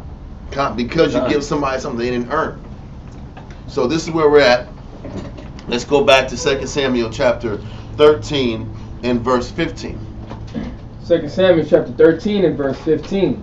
Then Amnon hated her exceedingly, so that the hatred wherewith he hated her was greater than the love wherewith he had So loved her. the hatred he had was greater than the lust he had for her. The infatuation and lust he had for her, his hatred was greater than his infatuation. It's bipolar, too, right? Well, is That's that kind of bipolar, right? I'm not saying Brother. it's bipolar all the time. I'm saying that's extreme, bro. I can't get what I want, get what you want. Now I have extreme hatred in my heart. And this is my plan, my idea. Yep. Yeah. But it didn't work out the way he wanted it to be. But keep going. And Amnon said unto her, Arise, be gone. Don't forget, she checked him. I said, this is wickedness. You don't want to hear that when you about to get what you want. This is wickedness. Don't bring this wickedness to the family. Yeah. No, I want to know what it now. That kills the whole fun, That kills the whole fun, You could enjoy it. This is wickedness. You think about this is wickedness? And she's crying? Yeah. Crazy, man. But she's right to do it. Like, you're making me thinking about how there's actually fault in this, and God. I should enjoy it. You stop. You can't. That's my point. I had a fantasy in my head. Wow. I had expectations, and you my ruined vibe. Ruined my vibe, man. There it is. it. Yep. Right. Anyway, tomorrow don't kill my vibe, back. But let's keep reading verse 16. And she said unto him, There is no cause. This evil in sending me away is greater than the other. I'm sorry. Did we finish verse 15? It said the hatred for her was greater than the love wherewith he loved her. Read the last part of 15. And Amnon said unto her, Arise, be gone. He said, get out of the house. Get out of my house, bro. Get the hell out of my house. I couldn't enjoy myself. Get out. And don't forget that she's a virgin. So there's evidence of what's happening. Sad. All her clothes. Sad. Wow. Gotta die. That's my point. But listen. He didn't let her clean up and just get out of here, man. Get out of here now. It's like treating her like a whore, man. I know this is what she said. She says what you're doing now is worse than the first offense. It's a shameful. Read verse 16. But she said unto him, There is no cause. There's no cause for what you're doing now, even worse than the first thing. You gonna kick me out now? Read on. This evil in sending me away is greater than the other, that thou didst. That's what he's saying. Because even in Deuteronomy 22, it talks about what? If you take a woman, and even listen, you don't want to do this, but if you force her, you still got to keep her. True, but I made the point. Read on. I'm sorry. It's one point. And this is why, I know this has nothing to do with that idea, but this is why daughters are supposed to go to their fathers when it comes to dealing with the idea of entertaining a young man. As far as there's a relationship or a vibration or I'm infatuated or I think it's cute. This is why men have to sanction or get to know the spirit of that young man. Because is it you really want a long-term future with my daughter, or are you sitting here with this kind of mindset? But pay for his kid. Yeah, but I'm saying that there's some young men, even older men, that come in and they have this insatiable lust, and it's not about building anything with that person. Oh, in the establishment of quote unquote marriages or establishment of quote unquote Like being with somebody. Yeah, like when I was a teenager, bro, it doesn't sit here, I'm in love with you. It's like, listen, I want what I want. I'm gonna say what I gotta say. I'm gonna lie. You smile. I'm gonna lie and smile. Do what I have to do. And she might have that young mindset where she doesn't know any better. And a lot of men take advantage of just young-minded women. Young-minded women. But back into this situation, Yeah. David didn't defend Tamar. He didn't care less what Tamar had to do. The father to protect All him. he was trying to do was sit back here and give Amnon what he needs. Come. And David didn't give two craps about what Tamar went through. You're gonna see what happens afterwards when David finds out. Yes, sis? So being that they were brother and sister, he would still need to keep her and. Oh, Like, that's kind of weird. no, it's super weird. But listen, she's defiled now. Right. So what do you do? Well, what does she do now? It's a bad transaction. Listen, first of all, this is why we're not supposed to sin in the first This place. is why you don't do it. But now it's like you sinned. Now you're not going to keep her. So now she's just out here is the whole of the city. She's out there. So would keeping her have been better than putting her out? Yes. For her. And this is what she was saying. For her, Well, though. you kicking me out is worse than the first horrible thing you just did to me. You weren't supposed to be horrible the first time. But you did this filthy negative deed. Now you kick me out. And everybody's going to know I'm the woman who dealt with my brother. Yeah. And I'm stuck. Now she's defiled. Now she's defiled. Who's going to want to take her? That's a real one. So she's like, dude, you made this worse. You did a negative deed, and you weren't even honorable enough to stick and deal with me. After you forced me. Go to Deuteronomy 22 and 25. Real quick, just on one point, a lot of times women that lose their virginity, quite often there's a lot of regret involved in that time. Majority of women would say, I wish I would have waited. Mm-hmm. I wish I would have waited versus giving my virginity to somebody that took it lightly. Because even though we don't follow necessary biblical laws today in this society, you know, it's still a lot of dishonor associated and regret associated with after.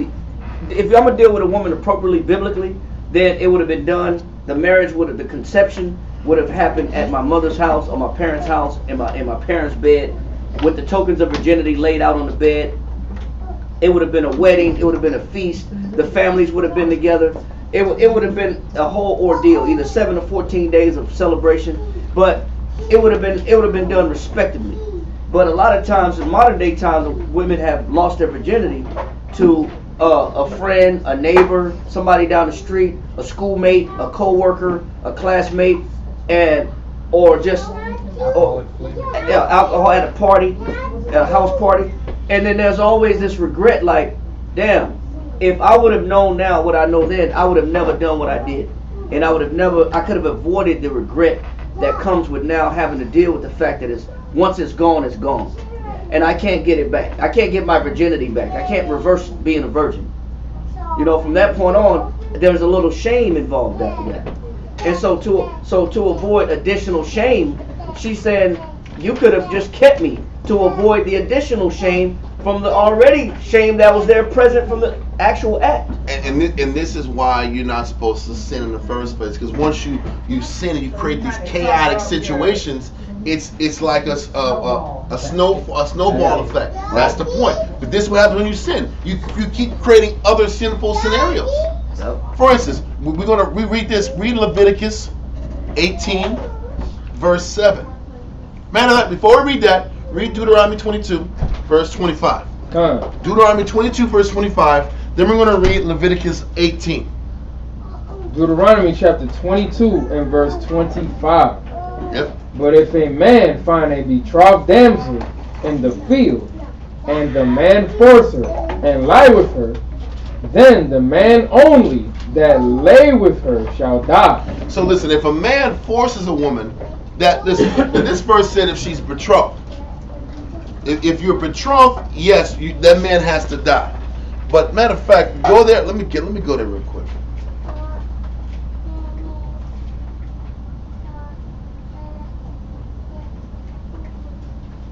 What you looking for? No, let me see.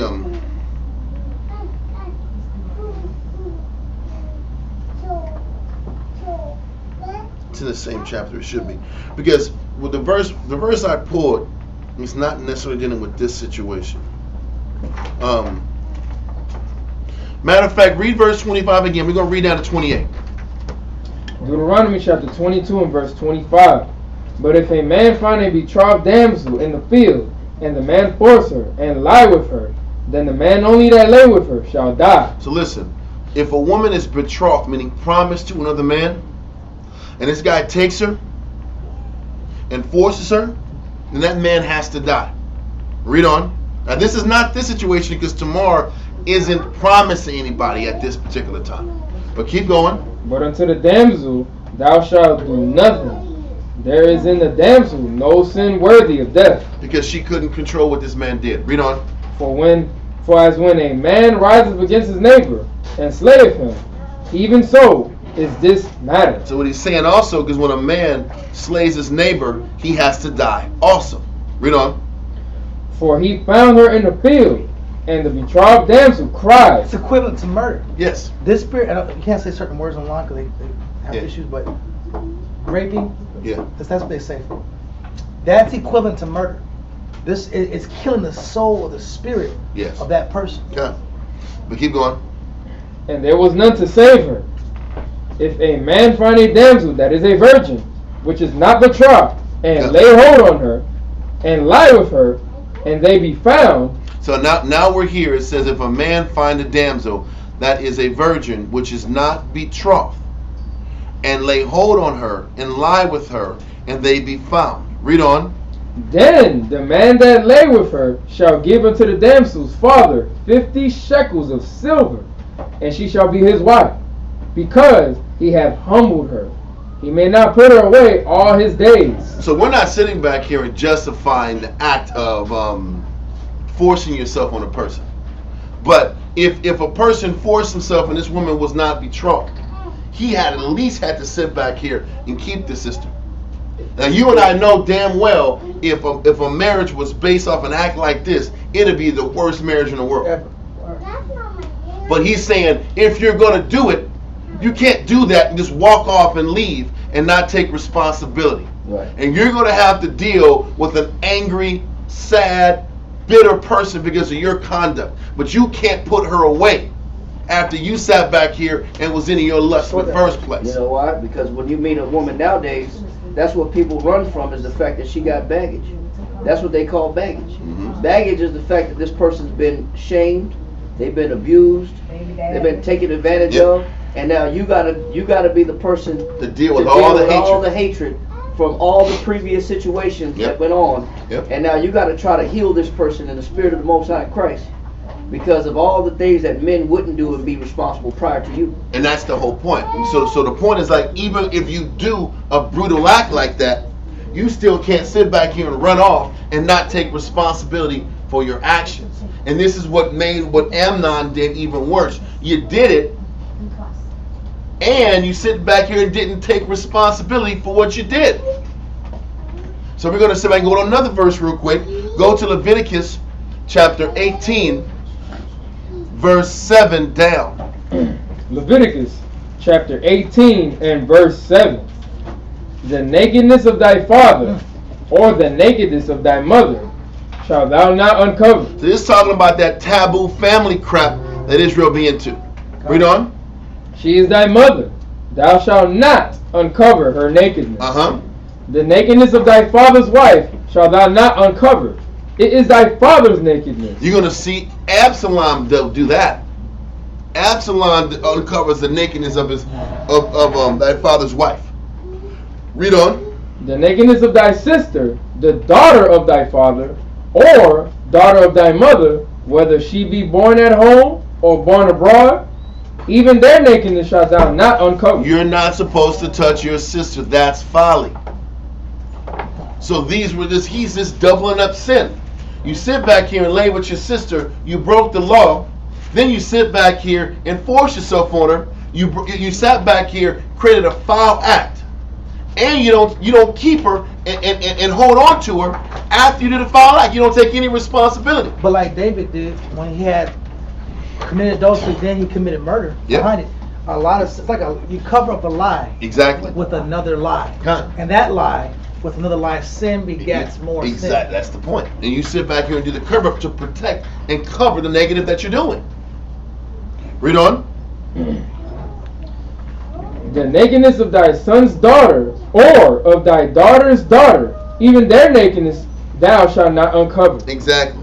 For You're there not is thine supposed own to deal with nakedness. any of that foul negative inside the family. And this is why the opposite of the law is the culture of the Gentiles. When you deal with Gentile culture, they really get off these inordinate natures. This is why the Most High said, do not entertain, do not mix or commingle with the Gentiles. Because this is really, when you read the law, everything opposite of the law is just the natural culture of the Gentiles. This is why you must be separate. Israel's still curious, well, what's over there? Right. You can read verse 24, same chapter. Defile not ye yourselves in any of these things. Why is that? Read on. For in all these the nations are defiled. He said the nations are the ones who look at the Greek culture, the Roman culture. The Canaanites did it because in the beginning of Leviticus 18 it talks about this is what the Canaanites and the Egyptians did. Right. Don't do this. They see a woman, take a woman. You know, you look at. I love my sister. You look at. These guys did this crap. The Romans. There was one Roman Caesar. I think his name was Maximinus. He was known for taking men's wives of the army. Wow. He took his own soldiers' wives, and then he would deal with them and then cast them away violently. He said he would violently cast them away. Yeah. And then he also would take wives of the men that was in the Senate. He would take their wives too. So he was hated by the elite and the regular people of Rome. Caligula did that. Caligula did that also. But there was a lot of these Romans, these Greeks. That's their culture. That's these nations, these paganistic nations. We're not supposed to repeat their culture. Today, like in England, the kings and the princes, they marry like distant cousins and stuff. Yeah. Keep it in the family. Huh? Right. Even Gad in North America here. Don't blame Gad. What did Gad do, man? Gad had clans. They had distinct clans, and if you came from a variety of clans, you weren't allowed to marry they had specific names of each clan. You weren't allowed to marry within the same clan, because then you would be forcing some type of incest. Even Gad, prior to the Europeans coming here, had separation of family members by clan and names, so that there wouldn't be any intermingling. Wow, that's true. And they still follow that to this day on the in some of the Pueblo tribes, Navajo tribes. They still got these clans, and they know by name, okay, you're not to marry. And I've heard stories even today where if you involve yourself in that way with a family member, you end up dead in some desert place out in the mesa in near the mountains. They don't play that, man. Hey, listen, I want to go back to the Josephus now, if it's possible. Let's go back to Josephus. I need you to help me out on this. I want to go in the middle where it says, so she kneaded the flour in the sight of her brother.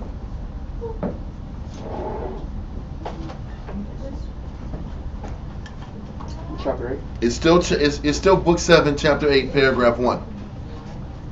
But it said, it's in the middle of paragraph 1. So it says, so she kneaded the flour in the sight of her brother.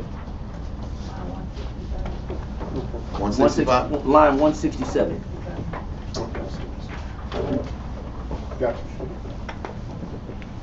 Line 167. Sorry. So Amnon bade her make cakes for him and fry them in a pan, and do it all with her own hands, because he should take them better from her hand than from anyone's else. That's weird and creepy right there. I like how you cook it. Better than anybody else. But David was asleep. David was asleep, and he was asleep, and he was into pleasing his son. Read on. So she kneaded the flour in the sight of her brother, and made him cakes, and baked them in a pan, and brought them to him. But at the time he would not taste them, but gave order to the servants to send all that were there out of his chamber, because he had a mind to repose himself. Repose himself. I have the definition of repose. He had in mind to repose, to lay at rest, To bask in that energy? to lay at rest, to lie at rest, to sleep. So I guess he had in mind to be in a resting position. Read on. So what he's saying is, I need all y'all to leave because I'm about to rest. I'm about to get some sleep. So all y'all servants get out of here. I'm gonna lay down. I'm gonna lay down for real. So servants, y'all gotta get out of here. She gonna feed me cakes and I'm gonna take a nap. I can't get comfortable with y'all like that. Exactly. That's the point. I'm gonna lay it down. I'm gonna lay down. Yeah, exactly. That's exactly what he's saying. Exactly. Read on that. It's horrible. Because he had a mind to repose himself, Crazy. free No, go ahead. free from tumult and There's disturbance. so many people walking around here. I need it quiet. I need to get some rest. I'm sick. I'm a sick man in here. I'm dying here, y'all. Read on. Line 168.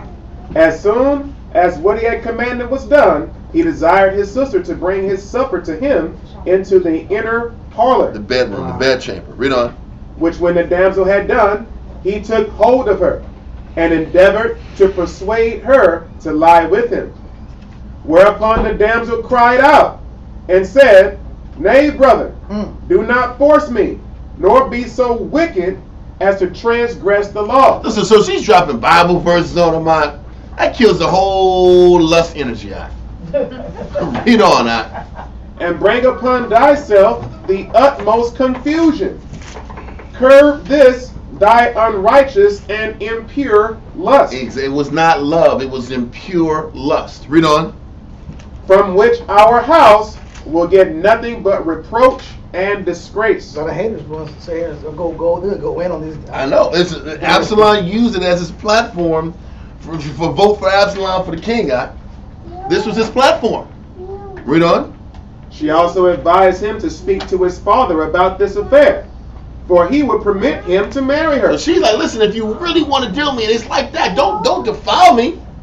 Go and talk to my father. You know what she's also doing? She's buying time. Not save her life, bro. Yeah. She's buying time. Because she knows, she's hoping my father ain't going to let this shit She's happen. pretending like, listen, please, I need to get the hell out of here. She's just like, listen, you talk I to my do dad, like you. I'm not tripping. I love you, but Please, let me let's go. do this the right way. Talk to daddy, and we'll sit back and work this out. She's like, I'm getting that cuss out of here. If this works. I hope this works. Sad.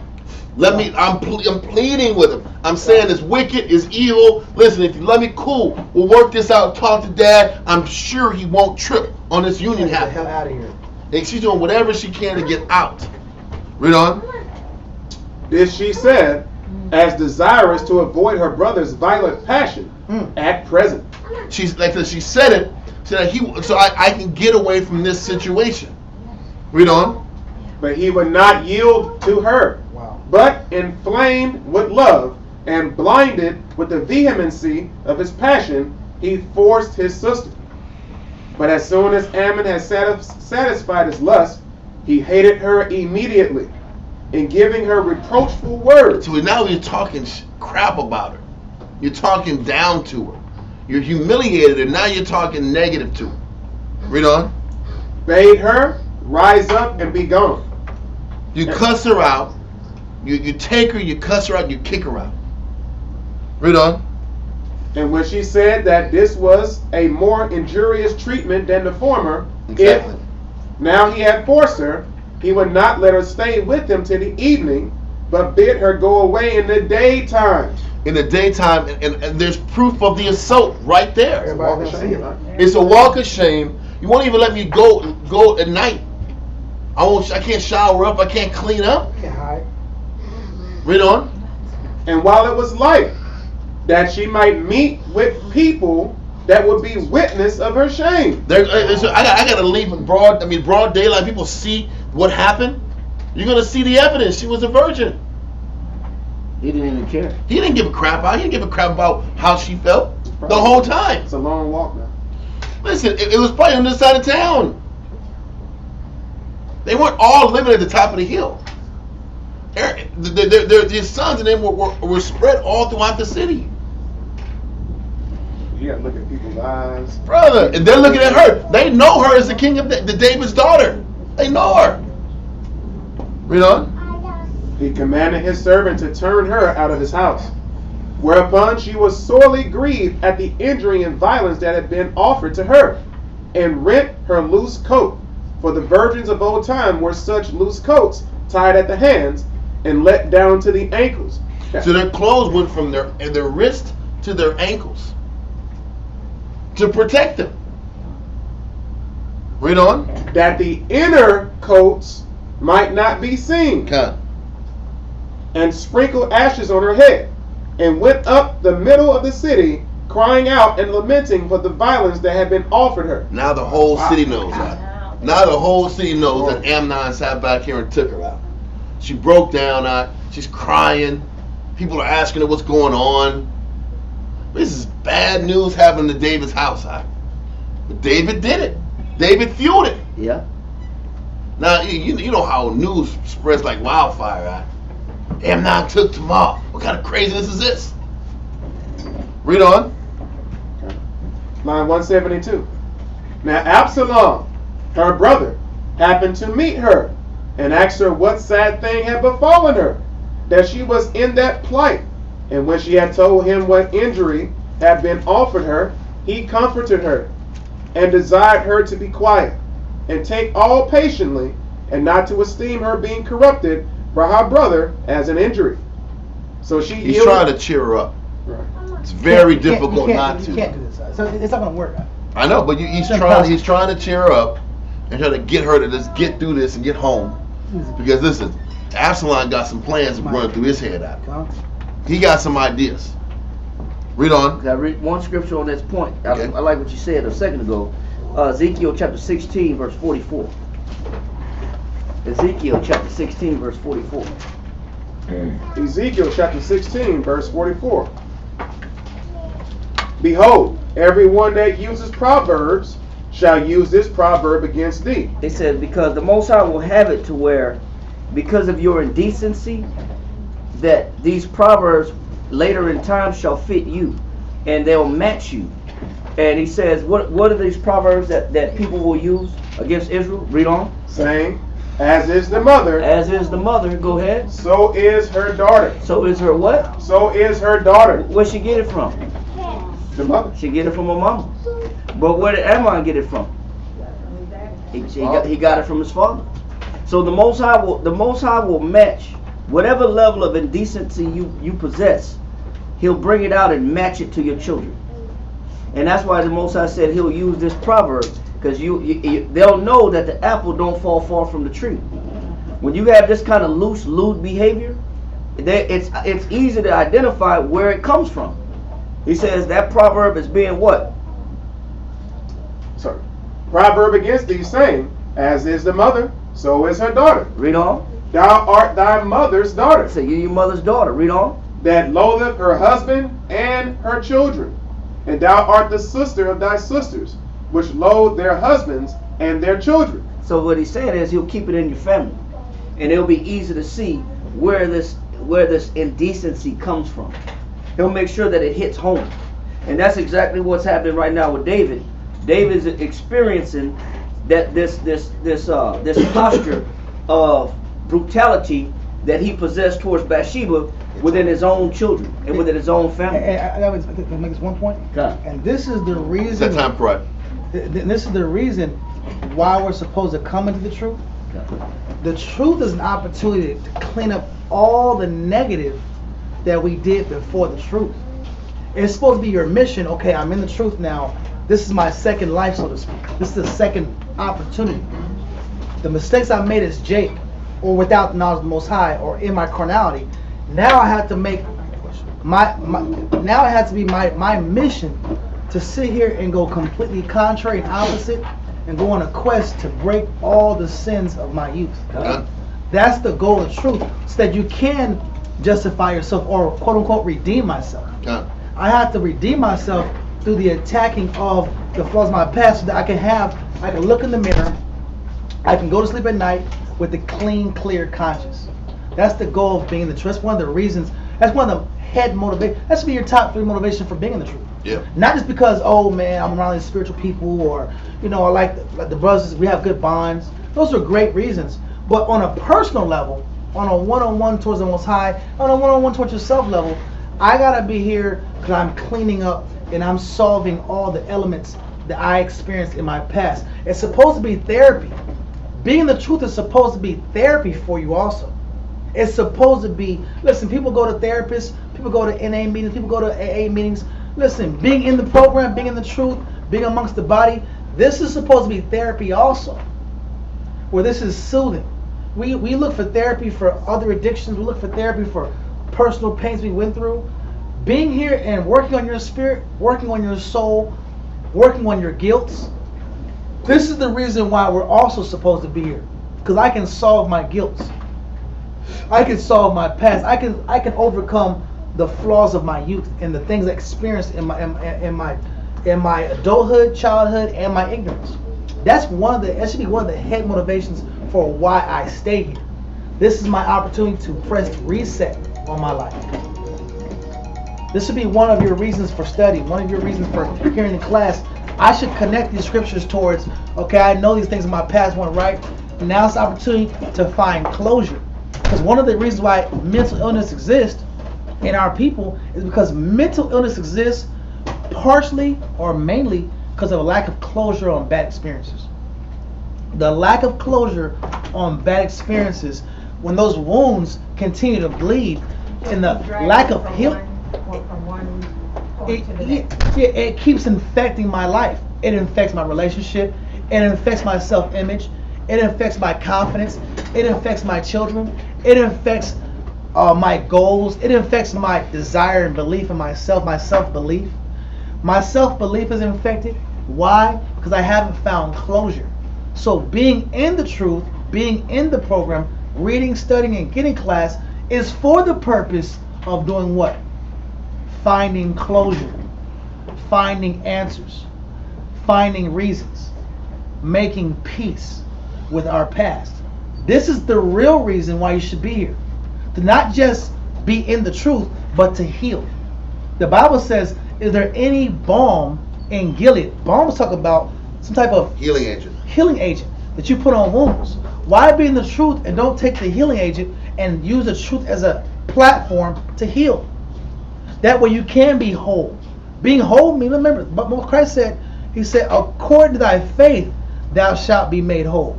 You're made whole based on your faith. What's your faith? How much you put into, how much you exercise your mind, how much you focus on the solution, how much you focus on finding a way to solve a problem. You should be in the truth to solve problems, not just to participate. I'm here to solve issues in myself and then eventually in others. That's the benefit of being here. And so David's in the situation, they made mistakes. We gotta learn from their mistakes. We gotta learn from our family's mistakes.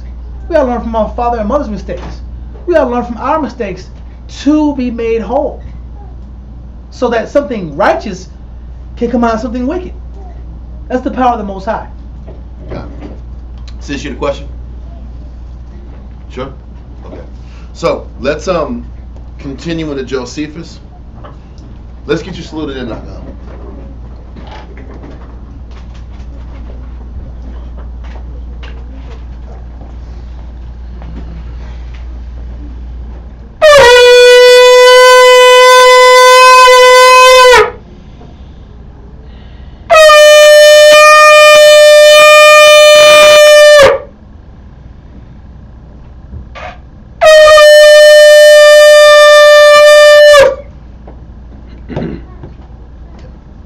Nagaha, Shah, Shabata, Ban, Shamayawan, Ban, Yasha'Allah. Nagaha, Shah Shabata, Ban Shawan, Ban Yashal. I much.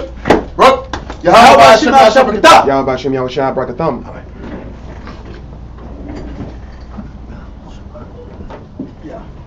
Okay. So let's continue in Josephus. So she yielded to his advice and left off her crying out, and discovering the force, offered her to the multitude. And she continued as a widow with her brother Absalom a long time. That's messed up. Wow. That sin had a long effect on her. So she just moved in with Absalom, and she was a widow. That was the stance she chose. She was obviously traumatized by that act, and she kept to herself. So pretty much what Absalom convinced her to do is to sit back here for the sake of the family. Try to keep the scandal in-house. And that broke her. Because what you're going to find out, what did David do about this? What did David do? He just let her just stay at Absalom's house and didn't defend her at all? Because we just read in Leviticus 18 that it was abomination for a brother to deal with a sister. Well, you know why? Whether she was far away, it's going to say in the next paragraph.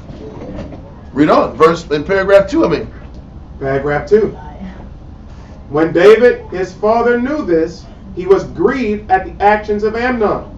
But because he had an extraordinary affection for him, for he was his eldest son, he was compelled not to afflict him. So once again, this is David sitting back here and being partial and not standing up for what's right.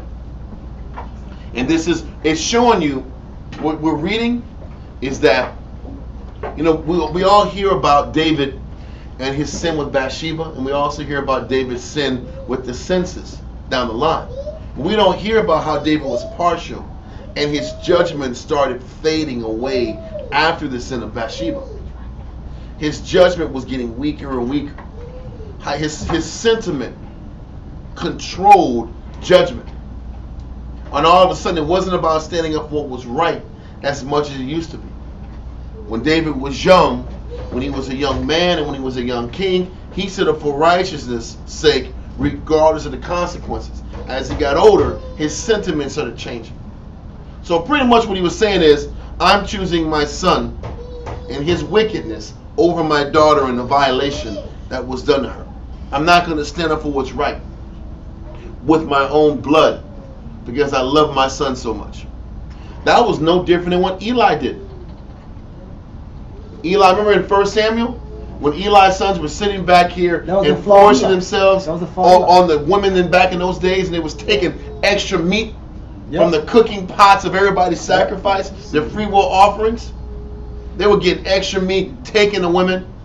They were being negative then, but Eli was so concerned with not offending and losing his sons. Because he had to kill him. You were supposed to kill him. Listen, bro, that's the consequence. Like, let me just spare his life, and hopefully this can go. It's that false hope. It's hopefully the Most High will sit back here and do something that I didn't want to do.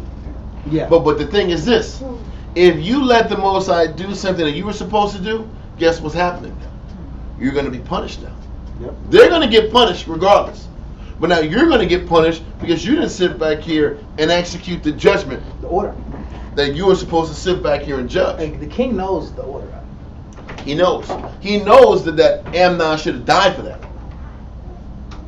That was the only way Tamar was going to be defended, and that was the only way Tamar. Think about this. Think about the court of public opinion. What do you think people were thinking? Tamar wanted it.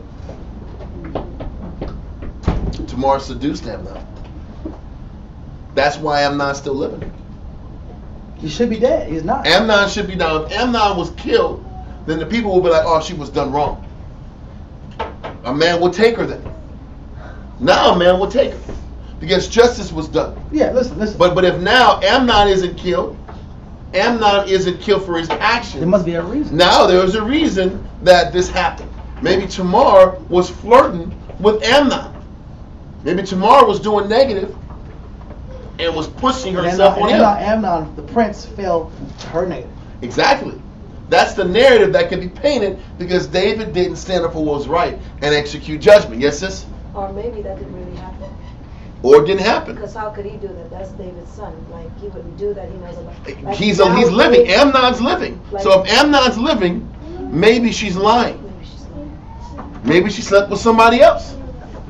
See how all this negative is festered now? Because he just didn't stand up for what's right? Yeah, alternative theories? All these alternative theories painting her out to be the negative manipulator. And this is why she ended up being an outcast, just living in Tamar's house as a widow. Because the dad never did anything to defend her. One, you sit back here and you put her in a situation where she could be violated. You didn't protect her. Then you didn't defend her. All because he chose favorites. You know, also it's God, she just faded away. She just faded away at her brother's house and played the role of the widow. Because David didn't defend his daughter.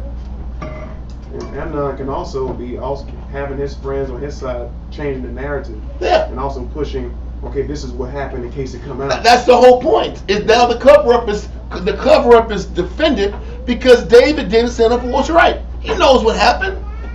He knows what happened. And because he was soft on his son, he didn't want to lose his son, so he covered up for him. Being selective. Now you're partial in judgment. Like if you have a pastor sitting here doing this to church members, or you have fathers that have ranks, or he's a good man in society. Yeah. There's no way he could have done this to his. That's the point. But all these things happen because justice isn't stood up for. Scripture says, who shall rise up against the evildoers? Who shall stand up against the workers of iniquity? Who is going to be the one that defends the innocent? And David had a golden opportunity to start making things right, and he didn't. He didn't. You know, he kept saying, well, this is my fault because I messed up with Bathsheba. And because I messed up with Bathsheba, this curse is happening on my house. It's conscious. And it's true. It's true. It's true that the curse is happening in his house because of what he dealt with Bathsheba. But that doesn't change the fact that he should have sat back here and stood up for what was right. Judgment is the judgment. You can't get around that. He didn't keep procedure, bro. He didn't keep procedure. You can tell he was losing it. Little by little. He wasn't about judgment. He wasn't about standing up for what was right. And what happens to David down the line was justified. Because it shows a pattern of not standing up for what's right. And when a person starts to not stand up for what's right, you open the door for more dissension. In-house. You open the door for more in-house dissension, more problems, because you're not standing up for what's right. Okay, read paragraph 2 again. Paragraph 2. When David his father knew this, he was grieved at the actions of Amnon. But because he had an extraordinary affection for him. Extraordinary. It was overboard. It was inordinate. It was an inordinate affection for his son. Read on. For he was his eldest son. He was compelled not to afflict him. But Absalom watched for a fit opportunity of revenging this crime upon him. For he thoroughly hated him. Listen, he hated him for what he did for Tamar. And listen, let's be honest. What was another reason and a justification to get Amnon? What was another reason to find a time to kill Amnon and to revenge what he did to his sister? Good reason. Put up this false report. No. To get the head, he'll be the one to get what? He'll be the one because he was the next guy. He was going to be the next guy in line. Position. No, he doesn't say that. But you got to sit back and put 2 and 2 together. What you got to do as we keep reading, I'm throwing out a little tidbit because you look at all of Amnon's actions. All of his actions were moves to get to the throne. Oh, I know you're talking about. Everything he's doing, he's sitting back here. He's doing no different than what Joab did to Abner. Remember, Abner fought and killed Absalom, but Absalom was pursuing Abner. And Abner said, "Listen, bro, go the other way. Fight these little dudes. I don't want to have to deal with you." Absalom kept trying to go at Abner. Abner got him, fifth ribbed him. So now, Joab was Joab was like, Abner's a better man than me. He's a badass captain too. He united the northern and southern kingdom. I gotta kill him because he's gonna take my position. But I'm going to use the fact that he killed Asahel as justification. I'm gonna use the fact that you killed Asahel to take you out. But I took you out for position and power. It's serving my personal purpose. And that's the point. So Amnon is like, okay, you took my sister, you're a foul ass dude for that. I'm gonna get you. I'm gonna kill 2 birds with 1 stone. I'm gonna avenge my sister's defilement. But I'm also gonna sit back here and make a move to get me in position to get the kingdom. That was the thinking. Because the reason I can say it with confidence is how he moved down the line. So he's killing 2 birds with 1 stone. So he's like, I'm gonna sit back and find the right time to catch this dude. That's the temptation. He's like this. I'm not gonna get him. If I get him now, they're gonna hold me back. My father's not going to pull the trigger. So if I do something now, he's going to react to me. So I got to wait for the right time to catch him slipping. Then I got to think about how I'm going to get away with it. And what's the plan after I take him down. So he's sitting back. Absalom is playing it smart for what he's trying to get accomplished. It's all deceit. But once again, David wasn't on top of his kids. He wasn't on top of how he ran his house. He let these guys run amok. And then obviously, all the decisions his sons were making, it wasn't about honor and judgment. And the ones who were trying to be honorable suffered. Tamar was trying to be in order, and her dad, never defended her. That was shame on David. He shouldn't have did that. He should have defended his daughter. But his heart was involved. How about That's that? the point. His sentiment got in the way of judgment. Yeah, because with a clear mind, David did his job. But when you're objective, and when you got guilt in your head from what you did wrong, when it's a combination of guilt and sentiment, all of a sudden your judgment and how you see things is unclear. It's hazy. It's hard to execute procedure. When you're objective, executing procedure is understandable. But it's easier to execute. It's easier to execute judgment when you're on point. When you're on, this is why it's so important that we push men to be on point. Because when you're on point, it's easier to execute judgment. But when you're messing up and you're sinning and you're all jacked up, it's harder to sit back here and check another person and ride on somebody else and stand up for what's right when you're full of sin. Watered down. Your counsels are watered down because you ain't living it. And this is where David's at. He just came back from fighting these Assyrians. That sin is fresh in his mind. His regret is fresh in his mind. His self-condemnation is fresh in his mind. That's my point. So now I got to sit back here and check my son for doing the same damn thing I did. Not gonna happen. That's his thinking. He did the same damn shit I'm doing, and I got to kill him. That's the Most High's check. That's the Most High's game. That's the Most High's check, but he was still supposed to do it. He knows. But he got to say, I got to kill myself for the same thing I did. The Most High's stinging me. And that's why he's in this constant stalemate spot. Because he's beating himself up for bringing this curse to his family. But judgment's judgment, and you got to deal with it. And you still got to execute the judgment, or the sin continues to multiply. Because if he would have executed judgment on Amnon, then it would have neutralized Absalom. It would have cleaned his house up. It would have cleaned his house up. It would have justified and defended Tamar. And Absalom would have had no leverage now to do negative.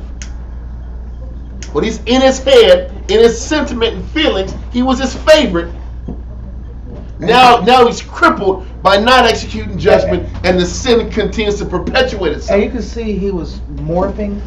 He was morphing emotionally and he was morphing mentally by how he dealt with those people he was killed by. Yep. He started to become extreme.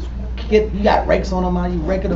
You're raking their bodies in half out. You're sawing them in half out. Listen, David. There's time to do that out. But it was just showing he became more extreme, and his judgment became extreme. Yep. His execution of how he planned things and how he executed his visions. There is deterioration, but this is what happens when you start to sin. When you start to sin and make mistakes, your judgment isn't the same. Your clarity isn't the same. His clarity changed. Huh? That's the point. It's like we're reading about a completely different man. But that's what happens when or you deteriorating. But he's deteriorating because you're sin. That's what happens when you sin. Your clarity deteriorates. Your judgment deteriorates. How you spiritually process things deteriorates. This is the problem with sin. This is what happens. It's gonna be fire, bro. So anyway, continuing Josephus up. Oh no, that's all I want. That's all I want.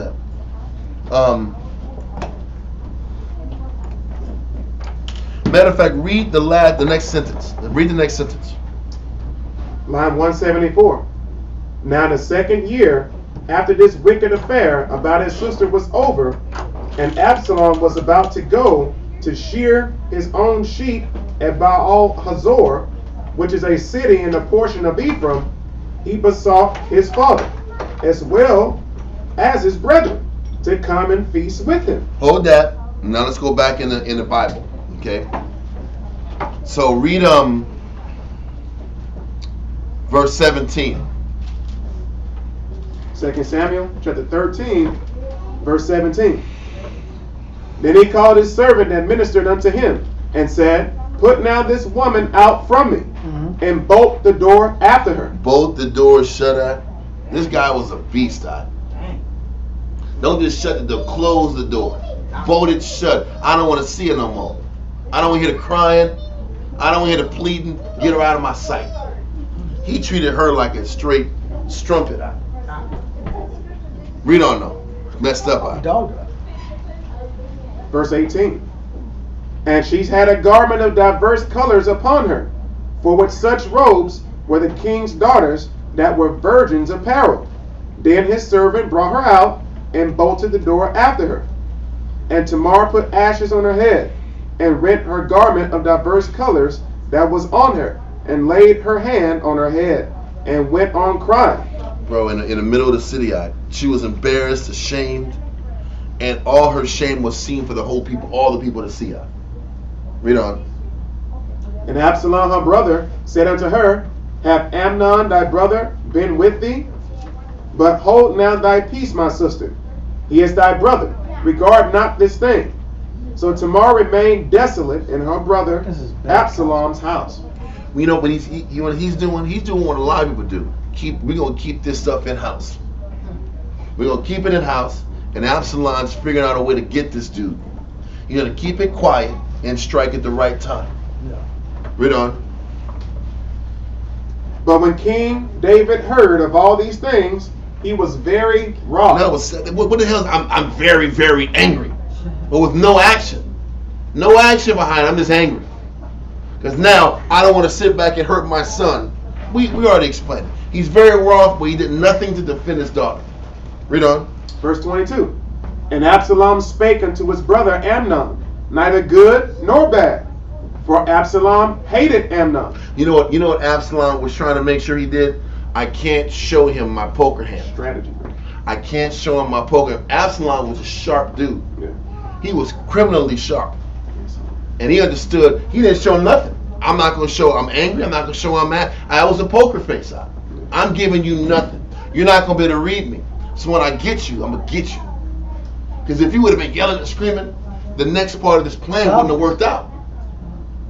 So he's cool. He's playing a smart poker face. I'm going to keep all of my emotions inside.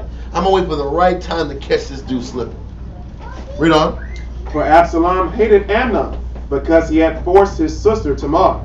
But I'm going to say this. If you read between the lines, if he hated Amnon, you think he was happy with how his father dealt with it? No. So now all of a sudden, this anger towards his father and this resentment towards his father was starting to kindle.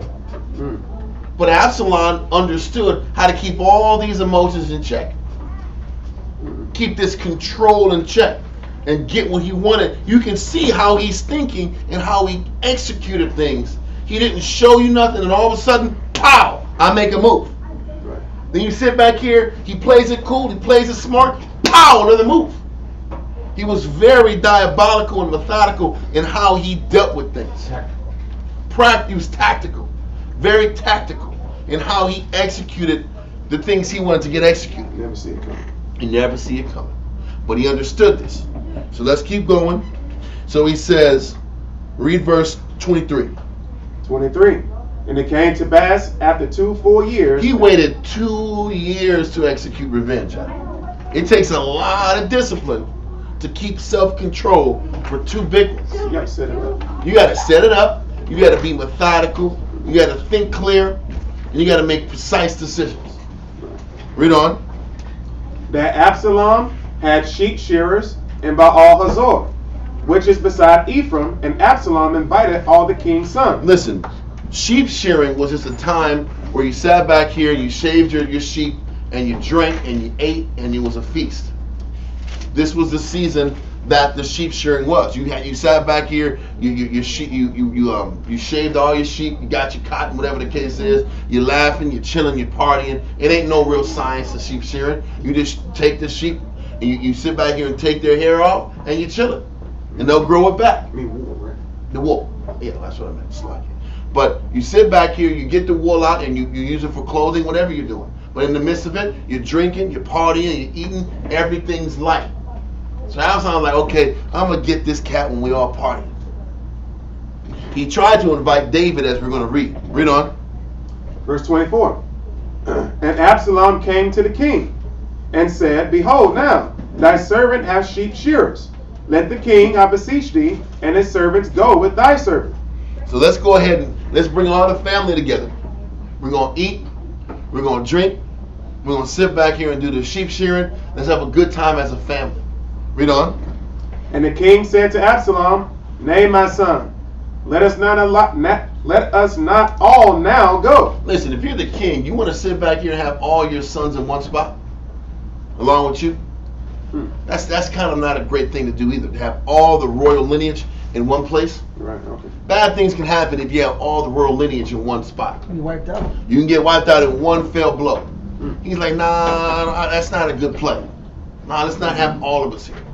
Read on. Lest we be chargeable unto thee. Mm-hmm. And he pressed him. Howbeit, he would not go, but blessed him. So listen, Absalom kept pressing the fact. I'm going to keep pushing that, you know what? Come on, bring everybody down. Let's keep pushing. Come on. It's going to be fun. This is a family thing. Yeah. David was like, Yeah, right. David was like, I'm not going to go, but you can bring I'll let my sons go. Because Absalom kept, what about the family? We ain't seen each other in forever. We're going to sit back and really have a great time, Dad. Come on, man. We've been going through some trauma. Let's bring this unite. Let's unite It's that them. soul food vibration amongst Judah. Yeah, that's so There's cool. there's tension. There's tension in the family. We gotta bring it all. We gotta bring them all together. The love, the unity, the unity. Dad, come on. Earth, Wind, and Fire. And Yeah. in September. It's that black barbecue vibe, right? You go barbecue, have a good time. Anyway, I get your point. The point is, let's bring it all together, bring it all together, and let's have fun. Yeah. But keep going. Verse 26. Then said Absalom, If not, I pray thee, let my brother Amnon go with us. He says, if you're not going to go, Father, bring Amnon with us, man. We got to bring this all together, man. We got to bring the family together. Yeah. Read on. And the king said unto him, Why should he go with thee? Listen, David knows there's some shit David going knows on. the game, Like, man. why are you bringing Amnon with you, man? Why are you pressing me? You didn't press, listen, you didn't press for the other sons. You really was urging for Amnon to come through. So David's like, why the hell you want Amnon to come through? This don't even make no sense. You pressing me. You pressing Amnon. Why you want Amnon to be here, bro? This don't make no sense. But you know what? Your vision's cloudy. You're not seeing things right. And you let it happen anyway. All of your moves are backfiring. You sat back here and brought Tamar to Amnon. He dirtbagged her out. Now you're sitting back here and you let all your sons go to Absalom's house. You're not in tune with all the crap in your house and your family. The Most High is not backing him. The Most High is not backing him. And he's disconnected. You're going to start seeing these next chapters. He's disconnected to what's going on with his people. Right. He's disconnected to the city, what's happening with the affairs of the nation. He's disconnected to his children. He's disconnected. This is what it meant when you read in chapter 12 where he just tarried, meaning he sat. He stopped staying on top of what's going on with his people. And then the lust starts to get nurtured. Now you get even further disconnected. Now the sin and the cover-up starts to build and manifest. You're getting more disconnected with everything around you. Then now you're sitting back here on top of your disconnectedness and the sin that you've done. Now you got heartache going on. Sadness is going on. All these emotions are clouding your judgment. We just read yesterday about what makes a person a fool is their weakness of intellect, and that weakness of intellect is based upon all these obscurities in the way of you getting the messages you need to get. He's disconnected and clouded by emotion, regret, sadness. And they still sin Bathsheba. Bro, that's just real. Look. Listen, he's seen her every day. She's a reminder of all the negative you did. That's another problem. God. There's guilt city over here. It's all guilt, all sadness, all unhappiness. And it's all in your face. And now you got Absalom asking for Amnon to come to him. Why is he asking for Amnon? This only made no sense. But then he's like, well, he asked me to come too, so maybe that's not a problem. More to marry. He asked me to come, so maybe he just wanted us all to come. I'm not gonna come. I don't know. He keeps bugging me, man. Maybe I need to do something good for my kids, man. Maybe they do need to come around and spend time with each other. All right, Absalom, go do it.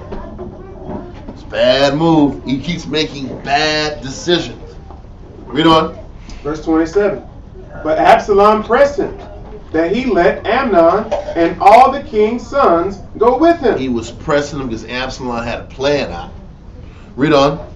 Now Absalom had commanded his servants, saying, Mark ye now, when Amnon's heart is merry with wine. When he's drunk and he's comfortable.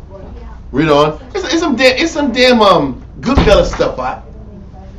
Remember when Billy Bats, was it Billy Bats or it was one of those guys, and Pesci said, keep him here, and then De Niro and Ray Liotta kept getting them drunk and laughing. We're drinking alcohol, we're saying guinea jokes out, and then like 2 hours later, because old boy dropped this girl off, he comes back, then he sits back here. And he kills me. Awesome. This is what he's saying. I'm going to get this guy drunk. We're going to do a Goodfellas style. Loosen him up. We're going to loosen him up. And then servants, you guys take him out. You don't want him at a sharp nature because once it gets shown, listen, there's a lot of problems. That was real fight. On the defense. Exactly. Now it's back and forth. But to even do a plan like this, you have to be very diabolical. A lot of people can't do this. A lot of people can't sit back here and not show hatred outwardly. It takes a lot of skill to sit back and smile and laugh and keep you cool and then kill you in the back end. That's not easy. It's a utility guy. You have to be a subtle, real dirtbag guy. Because if I got beef, he will see it all on my face. That guy doesn't like me. And I'm not going to your sheep shearing party and drinking alcohol with you because you're giving me this side eye the whole time. Yeah, it was for 2 years. But he's keeping it cool the whole time. Brother, you hugging him, you tapping him. You got to be a real diabolical dude to play it cool for 2 years. Because getting what he wants is more important than the expression. That's not easy to do. I couldn't do that. And I'm like, I can't go around this dude. He's going to murder me as soon as he gets a chance. Was that The scripture tells the heart of a man changes his countenance. I mean, he had control. He had all the time. That's the point. That's not easy to do. That's not easy. So this is what's happening. So read verse 28. Now Absalom had commanded his servants, saying, Mark ye now, when Amnon's heart is merry with wine, and when I say unto you, smite Amnon, then kill him. Fear not. Have I not commanded you? So that's on me. Yeah. I got you. But isn't this familiar? What did David do when he killed Uriah? He gave Joab the kill letter, right? He said, I want you to kill him. Make it look like it was an accident. I was offended. I want you to kill him. Have the men fall back and let it get done. So all Absalom is doing is the same thing David was doing.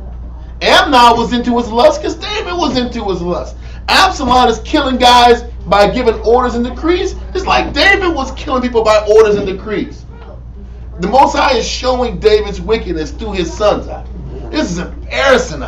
David's getting banged on. You know what Most High said? I'm going to give you mercy. I'm not going to let you die, but you're going to see. I'm going to put your face in this dirt. You're going to see your sin through your kids. God, that's the worst thing ever. It would have been better to kill him. I know David would rather have had been killed than to see this out. So Absalom did the same thing his father did. Amnon did the same thing his father did. Let's keep going. Verse 29. And the I'm sorry, I didn't finish. Be courageous. Be courageous and be valiant. God. And you know why Absalom is pulling this courageous and valiant thing? Because obviously Absalom pumped in their head that killing Amnon is about honor. Killing him is about avenging what he did to my sister. So there's a valiance and there's an honor in executing judgment, defending the sister. And the truth is, he was right. But what you're seeing is, with Absalom, there's different layers to what he's saying. Yes, Amnon should have died. Yes, he should have got taken out. But he wanted more things. He had other intentions behind this honorable conversation. It was no different than what Joab did. His intentions were pure when he took down Abner. But once again, you know why? But the problem is, Absalom looks like the good guy because David didn't stand up and deal with judgment in the first place. Now Absalom looks like the righteous guy, and David's the dirtbag that couldn't pull the trigger to make the right decision. Now David looks like he's unfit to lead the people because he's not about honor. And Absalom's like, man, listen, he's sentimental. I gotta do this for righteousness' sake. You know what, man? I should be the king. Look at that. That was a powerful move. I can do it better than David. And the people are whispering because you're going to start seeing a lot of people were pro Absalom.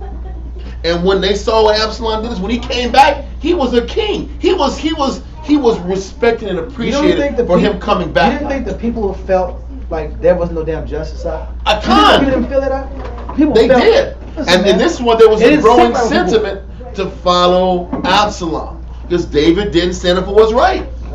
Yes, sir. Yeah, they must have been murmuring, man. Hey, David's judgment. David's slipping. He's clouded in judgment, man. You can't trust him. David's slipping. It don't look good. He's sitting back here playing favorites. But so now Absalom is telling his servants, defend my sister, defend the honor of the Most High. Take this dude out. When he's drunk, get him. Now what was chicken shit is, and if Absalom really was going to do it, he should have did it. But he was playing that prince role. I'm not getting my hands dirty. Yeah. Just like David didn't do. In his head, they did it. I didn't do it. So let's keep going. Verse 29. And the servants of Absalom did unto Amnon as Absalom had commanded. Then all the king's sons arose, and every man gat him up upon his mule and fled. They got the hell out. Because I guess the other sons said, this dude's trying to set up all of us. So we're going to gallop on these mules and get the hell out of here. Because this dude's trying to get all, this is a coup. He's turning up. He's like, this is a damn coup. He's trying to take all the sons of the king out. They fled. They got the hell out of there. It's like someone shooting at the party. They shoot. Same spirit. Amazing. Look, they're getting the hell out of here. That's my point, huh? They're getting out because it's like this dude trying to kill everybody. And they were having a good time. It was all a good time. Listen, you know, you ever like been having a little buzz and you're drinking wine or whatever, and you hear some gunshots and the buzz immediately leaves? I don't know about y'all. I've been in a situation like you chilling and all of a sudden you can just sense your spidey senses and tell you there's some danger going on. All that liquor is gone. All liquor gets it just burns off. It burns off immediately. And you start thinking and moving and shit. You get the hell out of here, right? That liquor just left. You alert as shit. That liquor left. And I got on that horse, I got the hell out of here. That liquor's gone. That adrenaline pops in out, the liquor gone. You focus now. You thinking, your adrenaline's rushing out, your heart's pumping out. So quick.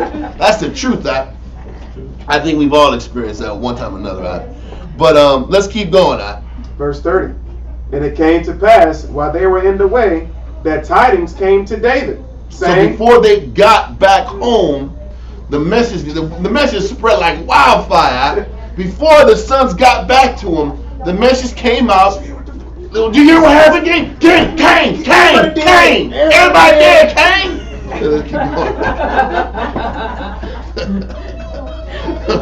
Read on. The tidings came to David. Everybody dead. Every one of them. That means you get these reports.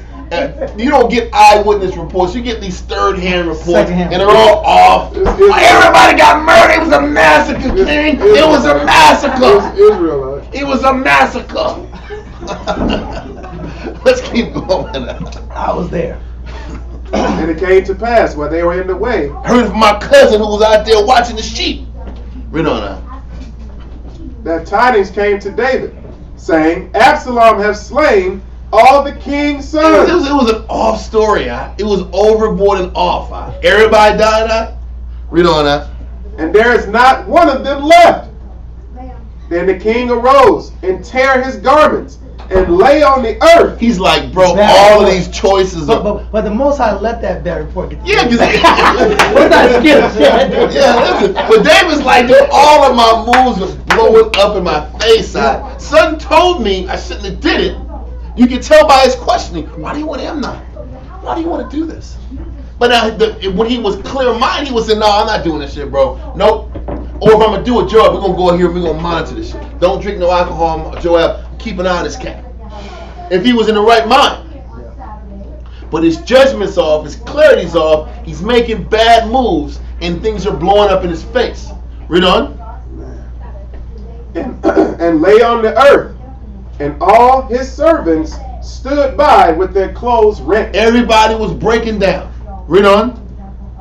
And Jonadab was that same sly ass dude who had got Amnon and gave him the dirtbag advice just a couple verses ago in verse 3 and 4. Yeah. It was the same advisor guy that had his ear to the streets. Listen, Jonadab had his ear to the streets. He knew what was going on in David's inner circle way better than David did. So Jonadab inserts himself. Read on. How you know something? Exactly. You know what? He got his ear to the streets. You don't. But you know what he's happening? You know. Listen to what he says. Read on. And Jonadab, the son of Shemaiah, David's brother, answered and said, let not my lord suppose that they have slain all the young men, the king's sons. For Amnon only is dead. For by the appointment of Absalom. How'd you know all this? Right. And then, you know what he's realizing? I backed Amnon, it didn't work. You know this guy, you ever saw Game of Thrones? This is some Littlefinger shit. You ever seen Littlefinger out, the dude that sit back here and had his ear to the streets? And he kept aligning himself to all the different kings and all different people? Y'all didn't watch it then. Littlefinger ran the whole damn operation for a long time. He knew everything that was going on in the city. But he was him now. He was fighting to be in the winner's circle.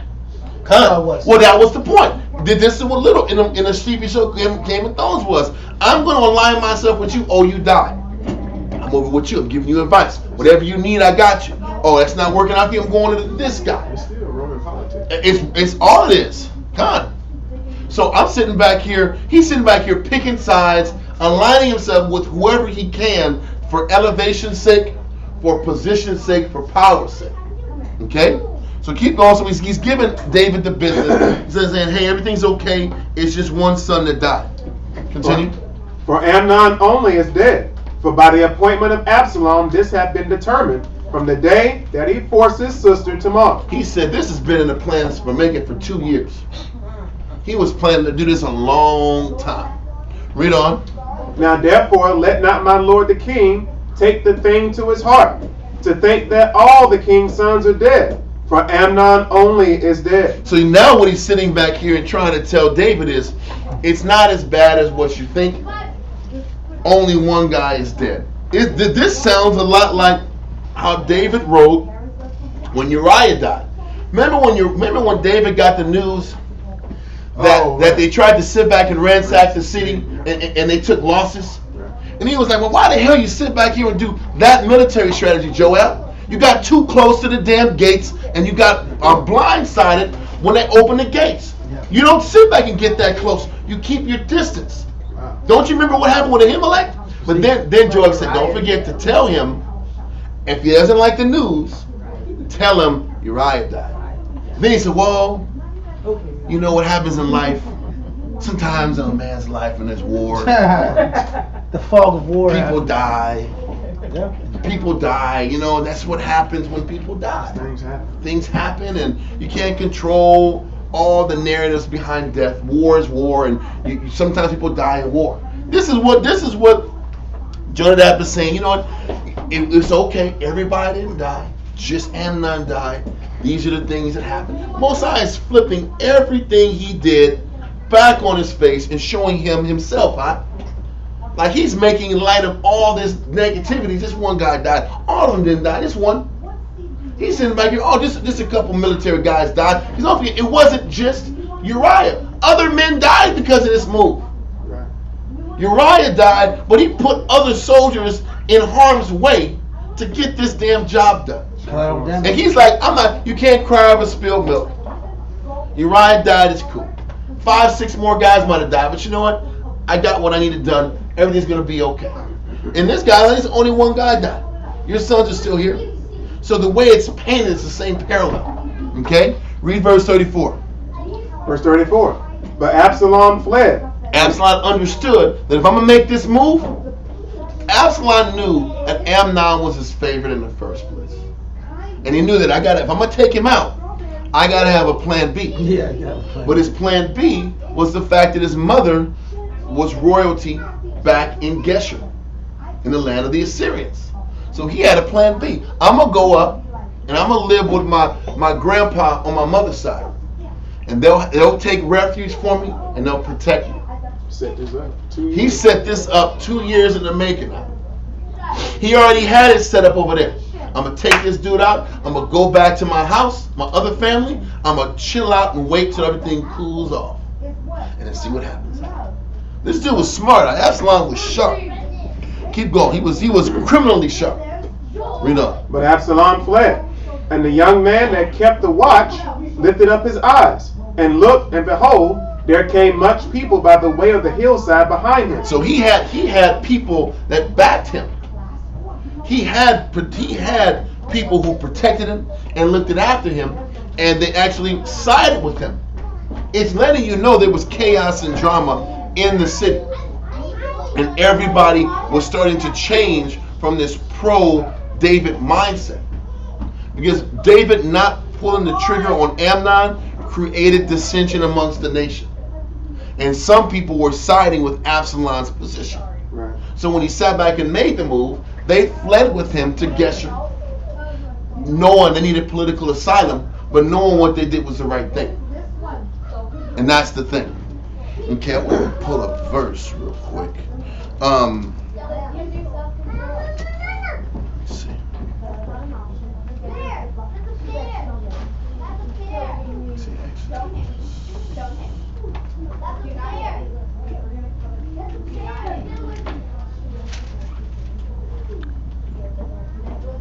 No, we'll wait on that. We'll keep going. We'll keep going. We'll go on that later. Verse 35. Yeah, 35. And Jonadab said unto the king. There you go. Jonadab's that advisor. He's inserting himself as an authority in the situation now. Read on. Behold, the king's sons come. As thy servant said, so it is. I told you my counsel was correct. Everything's going to be okay. If you have any questions, you can come to me from here on out. Read on. I'm looking out for you. I'm looking out for you. And it came to pass, as soon as he had made an end of speaking, that behold, the king's sons came, and lifted up their voice and wept. And the king also and all his servants wept very sore. But Absalom fled, and went to Talmai, the son of Amiud, king of Geshur. And David mourned for his son every day. He mourned for his son every day, but didn't take the time to realize he deserved that out. And that he should have did. He still was into his sentiment. He was sentimental. He was into his sentiment and mourned the fact that this guy died, but not thinking that this dude was wicked at, and what he did was a wicked play. He couldn't sit back and give his mind to that. That's his favorite. That's the problem. That's the problem. Trimming his way. Con. So continue. So Absalom fled, and went to Geshur, and was there 3 years. And It's a long time. Read on. And the soul of King David longed to go forth unto Absalom, for he was comforted concerning Amnon, seeing he was dead. He knew it was right. He knew it was right. And that's the point. He's still, but see, He he's didn't all want to accept twisted up emotionally. He's all twisted up emotionally by how this thing went down. Okay? Now keep going. 2 Samuel 14:1. Now Joab the son of Zeruiah perceived that the king's heart was toward Absalom. Now listen, what that means, that doesn't mean that the king's heart was in favor of Absalom. What he's saying is that the king's heart was against Absalom. He still didn't let go what he did. And you're gonna see the proof down the line. But in the meantime, we can sit back and look in the what do you call this? The eastward, and looking toward. And toward talks about, it says after or against or among, as explaining what that toward means. David's mind and heart was against Absalom. You took out my favorite. So he's angry. There is bitterness and resentment from David towards Absalom. Then he tried to deceive me. So now it's deceive me. I read the play. Now I know the play after the play's over. No, so now David's like, I can't trust my son Absalom. I can't trust him. So this is what Joab concocts. He has to concoct a story to get David to see the hypocrisy, or to attempt to get David to see that how his thinking is wrong. And this is what Joab does. Read verse 2. So what's happening is this. I just want to make sure I'm clear with this. Joab obviously thinks or wants Absalom back in Jerusalem, even though he knows David doesn't want him back. So Joab has to concoct something to get Absalom back, because Joab wants Absalom back. Okay, we're going to read it. We're going to read it. Let's take our time and explain it. Verse 2. And Joab sent to Koa, and fetched thence a wise woman, and said unto her, I pray thee, feign thyself to be a mourner, and put on now mourning apparel, and anoint not thyself with oil, but be as a woman that had a long time mourned for the dead, and come to the king and speak on this matter unto him. Real quick, I gotta read something. I'm sorry.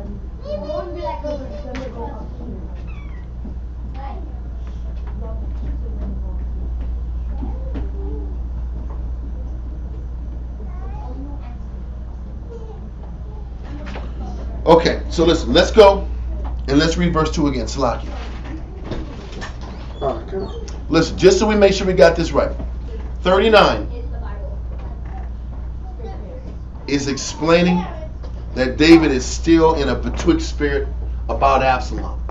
He knows what he did was wrong in killing his son, but he knows he was right in making a decision too. So David is conflicted. Can we all agree with that? He's conflicted, but he still hasn't gotten over what Absalom did. You know how we know? At the end of chapter 14, when he allows Absalom back, you know he didn't see him for 2 years, right?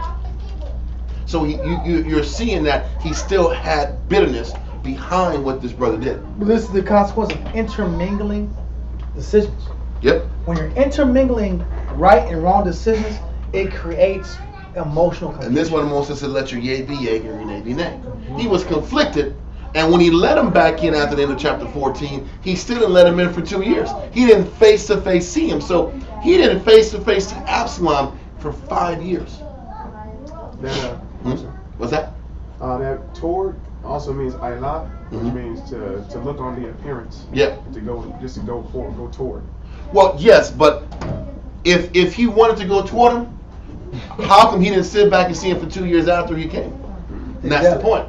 If he really wanted to see him, after he told Joab to bring him down, he would have saw him and embraced him. It took him 2 years to even see him. And the crazy thing is, the only reason he saw him is because Absalom burnt this dude's damn body. He had to, because he had hate in his heart, like any man. But this is my point. If David really wanted to see him, then he would, when he brought him down, he would have embraced him then. Right. He didn't embrace him. He said, listen, he can come back down, but I don't want to see his ass.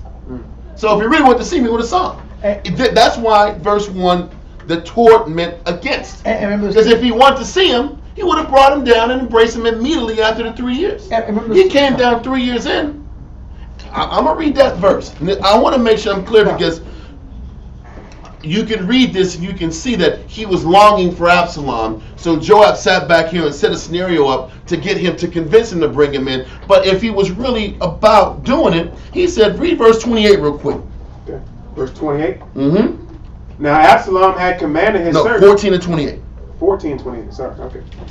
28. So Absalom dwelt 2 full years in Jerusalem, and saw not the king's face. Because David didn't want to see him. So if he was longing to be around Absalom, he would have brought him back down and embraced him immediately when he came down. So obviously David, his face was against his son. There was animosity for what he did to Amnon. That was there. And that's why Joab had to create this circumstance to work on his heart to give Absalom a second chance. Because he was pissed at what Absalom did. Because it's too. And any father you know your firstborn son, you're gonna do a lot of extra investment. God. He was preparing him for a seat. So since his youth, I've been preparing him. He's putting years into the preparation of his son taking his throne. Yep. And you know damn well what's in David's head. He's like, man, Absalom wanted the damn throne. He wants the damn throne. He sees the damn deal. Yeah, you did this to defend Tamar, but you also want more. Exactly. And you know I wanted Amnon to be the guy. You know. So all this stuff is going on. But that face, the king's heart was toward Absalom. It wasn't that he was with him. He was against him. He was against Absalom. Because if he wanted him, as soon as he came back, he would have embraced him. It was 2 years. It was going to be longer. Until Absalom forced the course and forced to meet with Joab and damn David. Yeah. David was ready to say, man, blow this dude off forever. Anyway, read verse 2 now. 14 and 2. 2 Samuel 14 and 2. And Joab sent to Tekoa and fetched thence a wise woman and said unto her, I pray thee, feign thyself to be a mourner. So you got to fake this story. Fake that you're a mourner. Fake that you're a mother who lost her son. And get ready for this sob story that I'm about to prepare to you to talk to David. Read on. And put on now mourning apparel, and anoint not thyself with oil, but be as a woman that had a long time mourned for the dead. And come to the king, and speak on this matter unto him. So Joab put the words in her mouth. So listen, Joab told her exactly what to tell King David, to get David to see something. To get David to see what Joab wanted him to see. Read on. And when the woman of Tekoa spake to the king, she fell on her face to the ground, and did obeisance, and said, Help, O king. So she came respectful and was in the spirit of serving David and said, David, I need help. She was an older woman. Read on. And the king said unto her, What aileth thee? And she answered, I am indeed a widow woman, and mine husband is dead. So she's like, I'm a widow and my husband's dead. Read on. And thy handmaid had 2 sons, and they strove together in the field, and there was none to part them. But the one smote the other and slew him. So now she's sitting back and painting the picture. I have no husband. I have no hedge. I have no hedge.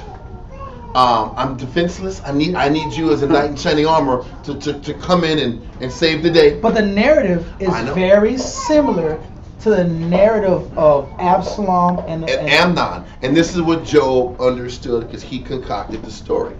So he says, listen, I have 2 sons. They fought each other. There was nobody to break up the fight. And one died and one's living. Read on.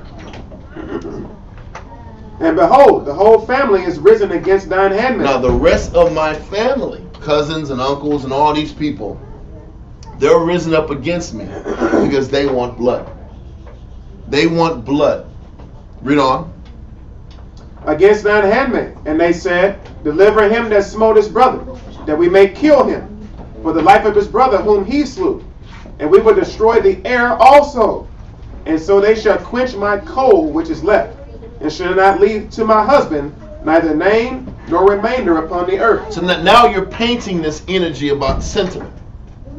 And she's trying to attack or deal with David's sentimental side, a side he's been nurturing for the last few years.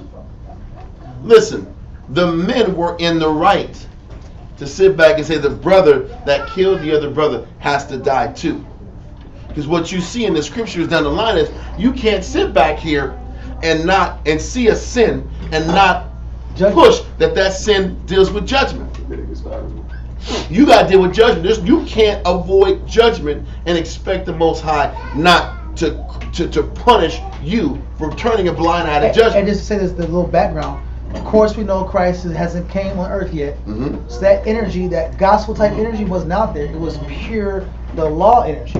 That was definitely the culture of Israel. But I also listen. I want to bring that out too. Listen, why did Christ sit back here? Christ taught mercy, right? But he taught mercy in regards to your spirit being saved. Sin is still sin. If I kill, I still am on the hook for that sin. It's like this. People like to think that when Christ came down, you can just do whatever you want to do with no consequence. That's BS. you're going to do sin, and you're going to still deal with the consequences thereof afterwards. Think about the way that the Most High dealt with David is really how the Most High deals and Christ deals with us now. Christ spared the man, but you still got to deal with the consequences of your sin. And that was what the Most High was doing with David, and that's how we're dealt with. You can't just sin and do a bunch of negative and hurt people and harm people and not deal with the consequences of those things. Under the guise of mercy, and the Most High has forgiven me. We don't get that out. Then that's me saying that I got a license to sin. That's the point. I don't get that out. I got to deal with the consequences of my actions regardless. You still have to be accountable for your decisions. You can't sit back and be negative and think them all and just once they're going to wink at your negative. That's not how he operates.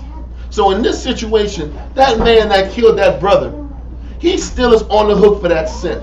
Because the Most High said, innocent blood can't be spilled on this earth, and nobody sits back here and defends it. But this grandmother is painting this sentimental story. This old woman is painting this sentimental story to tug on David's heartstrings. And how David reacts to this woman's story shows you how diminished he became in his judgment over time. He's diminishing in judgment. And this chapter 14 explains it. So she's like, listen, my family members want my son who did the murder, because it was murder. They want him dead. But if he's dead, then I have no more sons to watch over me. My husband's dead. So who's going to watch over me if this guy is dead? The Most High, I don't give a shit. The guy got to go for what he did. Am I right or wrong? So now because the grandmama don't have no other man to sit back and look after, that means this guy was okay. It was okay for that man to sin? That man should have thought about that before he killed his brother. So this is that dilemma that's being brought to David. Read on.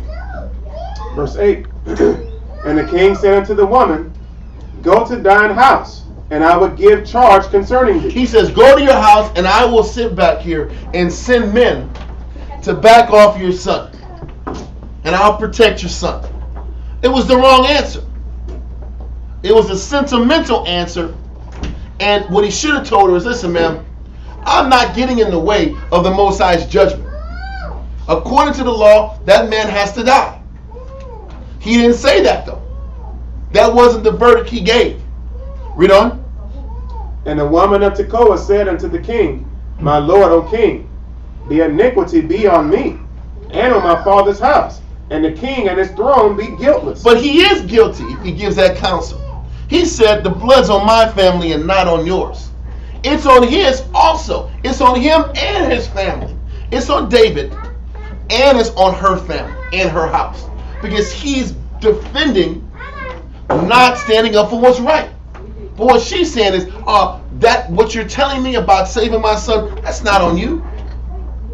I'll take the guilt. Because you know what the crazy thing is? There is still guilt in not sitting back here and defending an innocent man's blood. Who's going to take that guilt on? She said, I'm going to take the guilt of my son who wasn't defended. I'll take the guilt, the blood guilt. That blood ain't on you. That's what she's saying. But the blood is on him because he's defending, not standing up for what's right. He's defending sentiment versus judgment. Y'all understand what I'm saying so far? Yeah. If you're not, say it. Okay, let's continue. And the king said, Whosoever saith aught unto thee, bring him to me, and he shall not touch thee anymore. He said, anybody that keeps giving you these threats about killing your son, bring him to me, and I'm going to put their ass in order, and they're not going to touch your son. So he's defending the sentiment versus saying that man's got to die. And what they're requesting is honorable and just. All of a sudden, his judgment and how David's looking at things is off. And he's defending this woman who was saying that the son shouldn't die, even though he did an act that was considered for death, because I'm an older woman and who's going to look after me? My husband's not here. So he's going to blink and turn his eye to righteousness' sake just because she don't have no place and no people to live with. Read on. Maybe if the other family kills them, they'll take her in anyway. Read on. Verse 11. Then said she, I pray thee, let the king remember the Lord thy power, that thou wouldest not suffer the revengers of blood to destroy any more. He says, I pray thee, let the king remember the Most High, that thou wouldest suffer the revengers of blood to destroy. That is, wouldest not suffer the revengers of blood to destroy any more. So he's like, don't forget this is what you said. Don't forget that the revengers of blood, which are justified, you said that they can't go revenge the blood that the Most High said you should do. Don't forget this. I'm going to read a verse real quick. Go to Exodus 21 and 12 real quick. I want to make sure I explain this concept before we go any further. Exodus chapter 21, verse 12. He that smiteth a man so that he die shall be surely put to death. It's that simple. If you kill a man, then you got to die. That's the consequence. So why isn't David sticking to this? So now because of the mother, is this her only son left? Now that changes the law? Soft on crime. He's soft on crime all of a sudden. Now all of a sudden judgment isn't as important as this old woman's feelings. Another verse. Deuteronomy 19, verse 11 through 13. Deuteronomy chapter 19, verse 11. But if any man hate his neighbor, and lie in wait for him, and rise up against him, and smite him mortally that he die, and fleeth into one of these cities, then the elders of his city shall send and fetch him thence, and deliver him into the hand of the avenger of blood. That's what the person is called. It's the avenger of blood. Yeah. Listen, these cities of refuge weren't meant for a murderer. And the Most High is like, avenger of blood is justified. You can't sit back and kill a man and that other person's family don't sit back and retaliate for that negative. That is justice in the eyes of the Most High. But why is David sitting back here and saying, I'm not going to tell those avengers to come to me and they're going to die if they do it? He's changing the law. He's changing the judgment. Perverting judgment. He's perverting judgment, and he's sitting back here and not sticking to the scriptures. He's letting sentiment get in the way of what's right. A lot of men do that. It's emotionalism versus being rational. Biblically rational. Biblically rational. And this is what's happening. He's siding with her emotionally versus sticking to the scriptures. Read on in Deuteronomy. And deliver him into the hand of the avenger of blood, that he may die. Thine eye shall not pity him. You're not supposed to pity him. You're not supposed to pity the mother of the kid. I can't pity how the mother's going to feel that her son died. You can't pity him or the family or the effect of the avenging of the blood and how the family looks at it. That's why the verses put you're not supposed to pity him. Read on. But thou shalt put away the guilt of innocent blood from Israel. What you got to understand is when innocent people's blood is not defended, that blood is on the entire nation. Now there's evil in the land. There's wickedness in the land that has to be defended and protected. And if we don't sit back here and stand up for what's right, the Most High starts to curse the entire nation. When innocent blood isn't defended, that curse falls back on the people. There is actually a verse, I'm not going to go here, that talks about if I sit back here, if the priests and the people see a dead body near our city, and nobody knows what happened and how that person died, they're supposed to go to the adjoining city, do an investigation in your home city and the city right next to you to find out who did this. If nobody can find out who did this, then an animal has to be sacrificed. And the priest has to say, our hands are blameless, we did inquiry, nobody knows why this person is dead, so we're going to sit back and kill this animal. And to show the Most High, our hands are guiltless. Right. Because you can't sit back here, have murders going on in your city, and you don't get to the bottom of it and find that blood avenger so that negative can be rectified. That is a law of Israel. Do you understand? So what David is sitting back here saying, you're really sitting back here bringing a curse to your city, to your land, by not standing up for what's right. But once again, this was the mindset David had with Amnon and with Absalom. He didn't sit back and stand up for what was right for Amnon. He didn't sit back here and avenge the harm that was on Tamar. So this is where this is his mind already. He didn't sit back here and take out Absalom the way he should have. He should have said, bring his ass down here. He got to go. He was in the middle. He let him stay out there in Geshur without punishment. He sat back here and didn't stand up for what was right with Amnon. Kids are going to be kids. Like, he's sitting back here making excuses in his own house. So he's going to sit back here and pattern his horrible policies in his home with now people in the nation of Israel. That's what happens. And this, when you're sentimental in your home, all of a sudden your counsel around your own nation is sentimental. So Amnon deserved judgment. Yes. And Absalom did also deserve judgment. God. And he didn't give judgment to either. And he's giving the same counsel he will use in his house to this sister.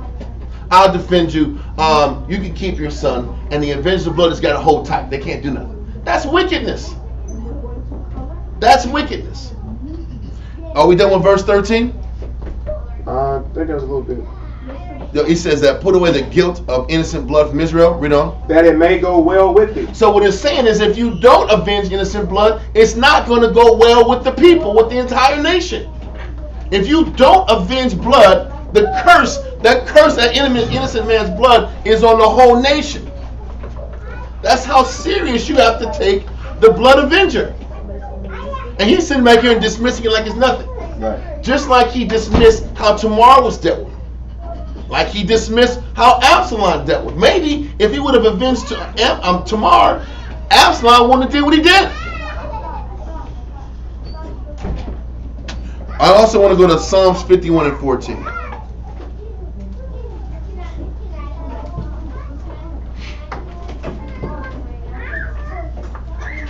Psalms chapter 51, verse 14. Now this is David's song. Read what he said. Deliver me from blood guiltness. Listen, you don't want blood guilt on you. Guiltiness. What does she just say? She says your throne's going to be guiltless in verse 9. But it ain't, because you're backing her sentiment. Only thing saved David's ass here is that this is a make-up story. This is a made-up story. And this didn't happen. Remember in verse 2? Yeah. Joab said, make this story up, say it this way. Because what she's setting him up now.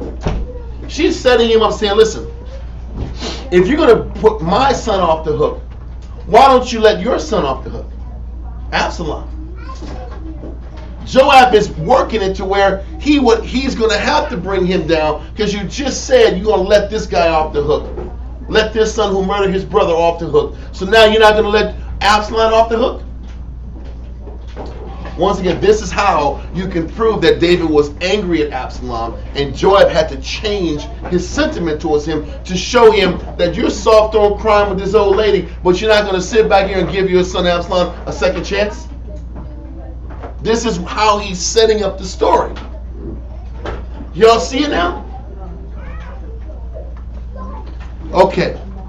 But David said, deliver me from blood guiltiness, because you don't want to sit back here and have an innocent man's blood on your shoulders. You're supposed to defend the blood of the innocent. Avenge the blood of the innocent. Then why isn't he avenging the blood of the innocent man that died in this story? Because his sentiment's gotten away. This is like But David's like, if you're going to sit back here and be easy on this woman's son, then be easy on your son Absalom. Yeah. You can't have it one way and not the other. This is like when athletes that are sharp and productive, they start having personal problems in their house out, and it affects them in the game. Mm-hmm. It affects them outwardly. They start producing less, making dumb passes, making dumb decisions. This is what happens when the affairs in the house aren't maintained. And when you're not living right. If he was living right, he might have had the courage to sit back and stand up for what's right. So we see what's happening here. He's choosing sentiment over judgment. He's allowing that blood guilt to fall on his shoulders, when you're not supposed to have the blood guilt on your shoulders. You're supposed to avenge the person who was done wrong. So, read verse 11 again. 2 Samuel 14:11. Then said she, I pray thee, let the king remember the Most High thy power, that thou wouldest not suffer the revengers of blood to destroy any more. So she keeps dragging this point. Don't forget, David, your promise that you are going to defend my son against the revengers of blood. You're not going to let the blood revengers get away with taking out my last son. Right, David? Yeah, right. I got you. I got you. I got you. Read on. Lest they destroy my son. And he said, as the Most High liveth, there shall not one hair of thy son fall to the earth. I'm going to defend a guilty man. I'm going to protect a bloody man. I'm going to protect a bloody man who killed his brother in cold blood. I'm going to pardon a criminal. This is what's happening. He's pardoning a criminal for this mother, for this grieving mother, because she's crying in front of him. The judgment is wrong. Read on. You know, a lot of times, even in a marriage, you find that dynamic between a husband and a wife, when one wants punishment and the other one doesn't. Yeah. And then there's always this, well, I think that we should judge this situation with this amount of leniency, but the child actually deserves a stricter punishment. And then, you know what's crazy? With all this leniency, Absalom gets worse. He gets worse because of all this leniency. Mm-hmm. All this consideration and not dealing with justice and judgment end up blowing up in his face. And David deserved everything he got for giving this guy that second chance. Keep going. Verse 12. Then the woman said, let thine handmaid, I pray thee, speak one word unto my lord the king. And he said, say on. So now she got him. Now she got him to commit that he is going to defend a man that was guilty of death. He's going to protect a man that was guilty of death. He committed. He says, as the Lord liveth, I got you. I'm going to defend a guilty guy. Read on. And the woman said, wherefore then hast thou And the woman said, wherefore then hast thou thought such a thing against the people of the Most High? So then why are you doing this against the Most High? He's going to explain. Read on. For the king doth speak this thing as one which is faulty. He says you're sitting back here and making a faulty statement now, because now you're a hypocrite. You're going to sit back here and defend my guilty son. Read on. And that the king doth not fetch home again his banished. But you're not going to defend your son the same way. You're going to sit back here and give my son, who was guilty of blood, a second chance. But you're not going to give your son Absalom, who was guilty of blood, shedding blood, a second chance. Now you're being a hypocrite, David. You see how what Joab was doing? And you can see for some reason Joab was trying to bring Absalom back. Joab was trying to bring him back. Maybe Joab thought that Absalom was going to be the heir apparent. Because you know why? Think about this. Why would Joab back Absalom? They think the same. They roll the same. We just talked about how Joab did the same damn thing Absalom did. He took out Abner. So I understand him. I understand this man. This man's a potent dude. I can respect him. Because they mutually had the same dirtbag nature to them. It's not saying that Joab wanted Absalom to overthrow the king. I'm not saying that. But they obviously saw things eye to eye, and for some reason, Joab had to set this message up to get him to soften up and bring Absalom back in the fold. The Bible says every beast shall cleave to his life. To his own life. The Bible says. And this guy was likable. And the crazy thing is, as we read earlier, when he left to Geshur in the first place, he had a following anyway. So maybe he like, listen, when Absalom comes back down, when it's his turn, he'll have the nation with him that will back him. But I don't want to focus on that too much. What I'm trying to focus on is the fact that David, he got David to commit to backing a person who was guilty of blood. Now he's like, listen, you said it was okay that this guy that was blood guilty, you'll protect him. Why won't you protect your own son then? That did the same thing this guy did. Why can't you do it? You know what's crazy? He's showing him his hypocrisy and his judgment across the board. What he should have did is sat back here and not accepted this widow's story and not accepted Absalom. That's what he should have did. But because he was favorable and sentimental in this end, you might as well be sentimental to your son and let him go. The only reason he's not being sentimental is because he loved Ammon more than all of them. And he's being partial because he loved his son, his oldest son. Read on. Read verse 4. Read verse 14. Verse 14. And now verse 14 explains the justification as to why men don't need to seek judgment on earth, which is wrong. This is the thinking behind why people don't need to stand up and judge. Read verse 14. Huh? Did David know what Absalom did? Yes. Yes. Because if David would have judged Amnon, Absalom would have done David should have dealt with Amnon in the first place. If David would have dealt with Amnon, then Absalom would have. What could he have said? It's done. He took him out. He didn't do it. He did nothing, so he gave Absalom leverage to take matters into his own hands, to do something his father didn't want to do. So now he's mad at Absalom because he did something that David didn't want to do himself. And David's betwixt about wanting to kill Absalom or let him stay as a damn banished. But Joab's trying to get him. Listen, if you're going to let this woman and her son live, you might as well let your son live and bring him back down here and forgive him. But both answers were wrong. He should have had the son killed, and he should have had Absalom killed. But because of that, Amnon should have got killed in the first place, and he didn't deal with judgment. You see how sin begets sin? Sentiment continues to just feed more weakness in the empire. So what the woman now is trying to explain in verse 14, read it again.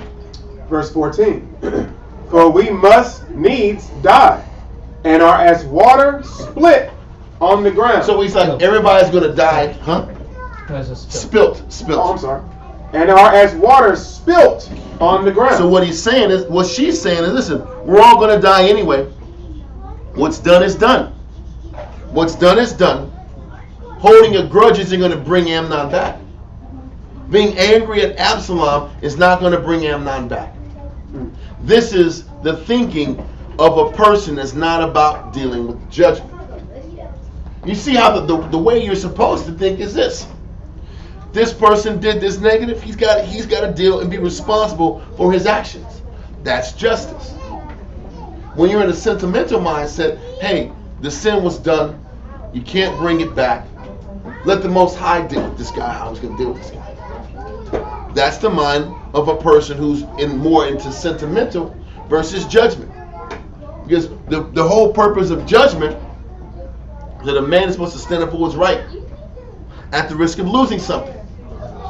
Regardless. That's what principle and integrity is about. You have to stand up for what's right, and somebody has to pay and reconcile for what's done. What you mean by water spilled on the ground? Meaning the blood's already spilled. Oh. Amnon's blood is already spilled. Being angry and not letting Absalom come through doesn't change the fact that Amnon's already dead. This is coming from a sentimental mindset and not the mindset of a judge. The deed is already done. Exactly. And not the mindset of what judgment is supposed to be about. Read on. For we must needs die, and are as water spilt on the ground, which cannot be gathered up again. Mm-hmm. Neither doth the Most High respect any person. So what he's saying is the Most High is going to deal with Absalom for what he does. You don't have to take it upon your hands to exact judgment. But that's wrong. We are supposed to exact in our hands to deal with judgment. But this is that sentimental mindset where the Most High got to do everything, and you don't got to stand up for what's right at all. Right. Because what you're supposed to do is the person has to initiate justice. What she's saying is, David, Most High's going to deal with Absalom. You ain't got to do it. Bring him in and let the Most High deal with him. The Most High is going to deal with him, but how you deal with judgment shows you where your spiritual character is. It's got to be both. How about that? You got to show that you're spiritually strong and you're going to be steadfast in defending the Most High's word. And the Most High is going to deal with it. You can't remove yourself from defending the hurt and the offended. You see how she's painting the picture? How Joab has her paint the picture? So she's saying, listen, what's done is done. Amnon's blood is spilled. The Most High is going to deal with Absalom how he deals with them. Don't worry about it. Read on.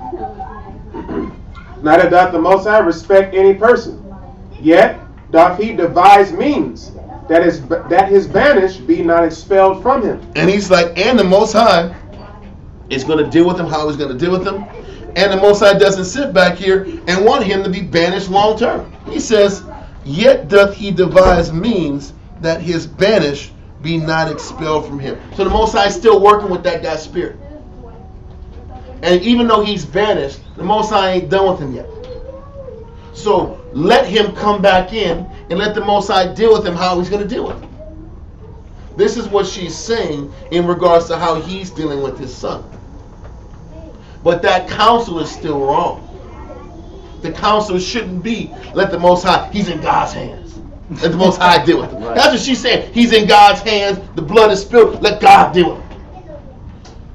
Scripturally, he's supposed to sit back here and establish the execution. He's the king. He's the authority. But Joab is sitting back here and concocting and saying, listen, man, if you're going to let this guy if you're going to defend this killer from being killed, why don't you defend your son who killed?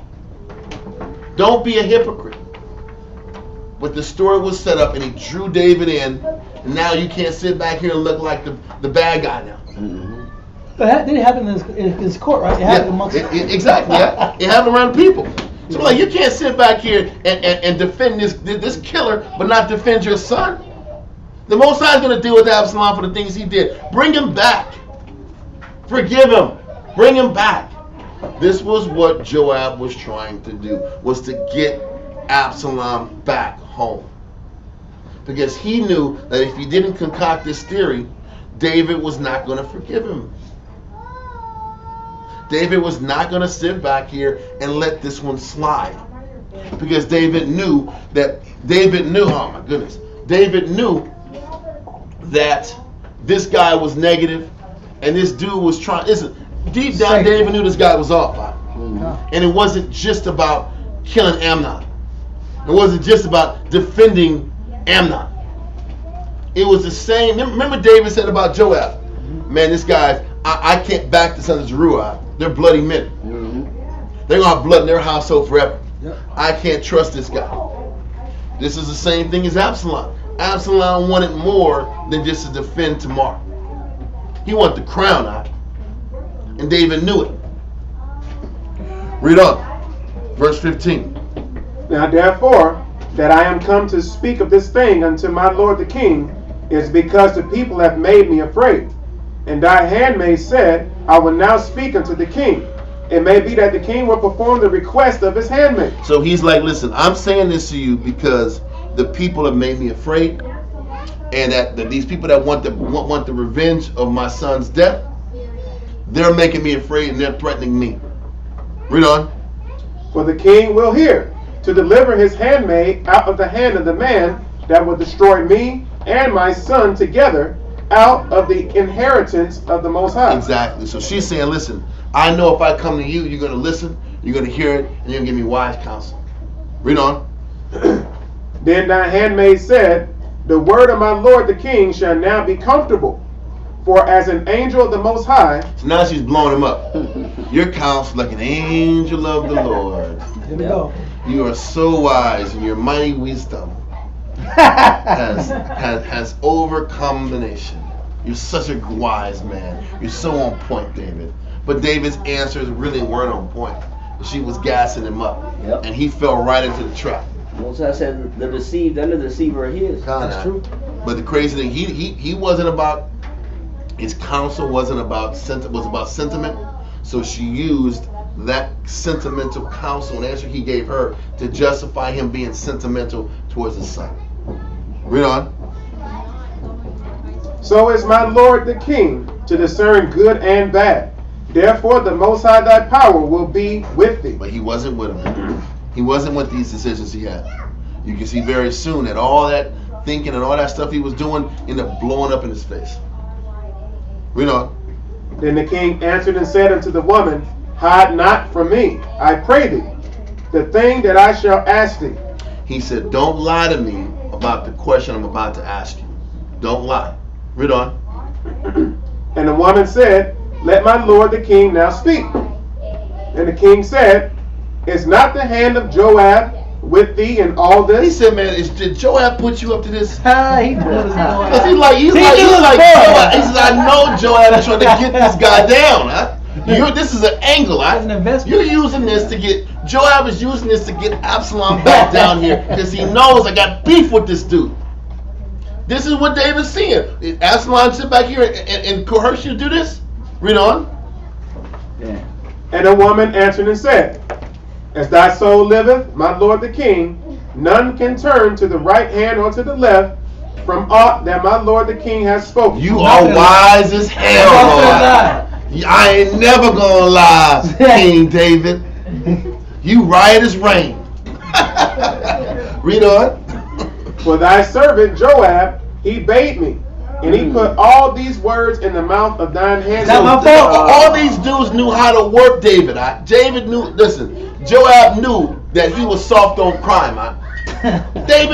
Joab knew that David was already in this sentimental mindset. So I'm going to use this story, this sentimental story, to get him to see if you're going to be sentimental over here, be sentimental with your son. Don't say I hold a grudge now. You didn't hold a grudge to Amnon. You let him slide. He's exposing a vulnerable point in David, a weakness in David. That sentiment was a weakness in him. Read on. Verse 20. To fetch about this form of speech hath thy servant Joab done this thing. And my Lord is wise, according to the wisdom of an angel of the Most High. His wisdom is like the angel of God. Again, he cheated again. You're the wisest guy in the room. I can't hide nothing from you, David. You caught on quick as heck. But Joab put every word that I said into my mouth. You know she's smiling too. She's smiling. Listen, you know she got paid for it. She got some money for it. She got something for it. Yeah. So she sat back here to set up his in.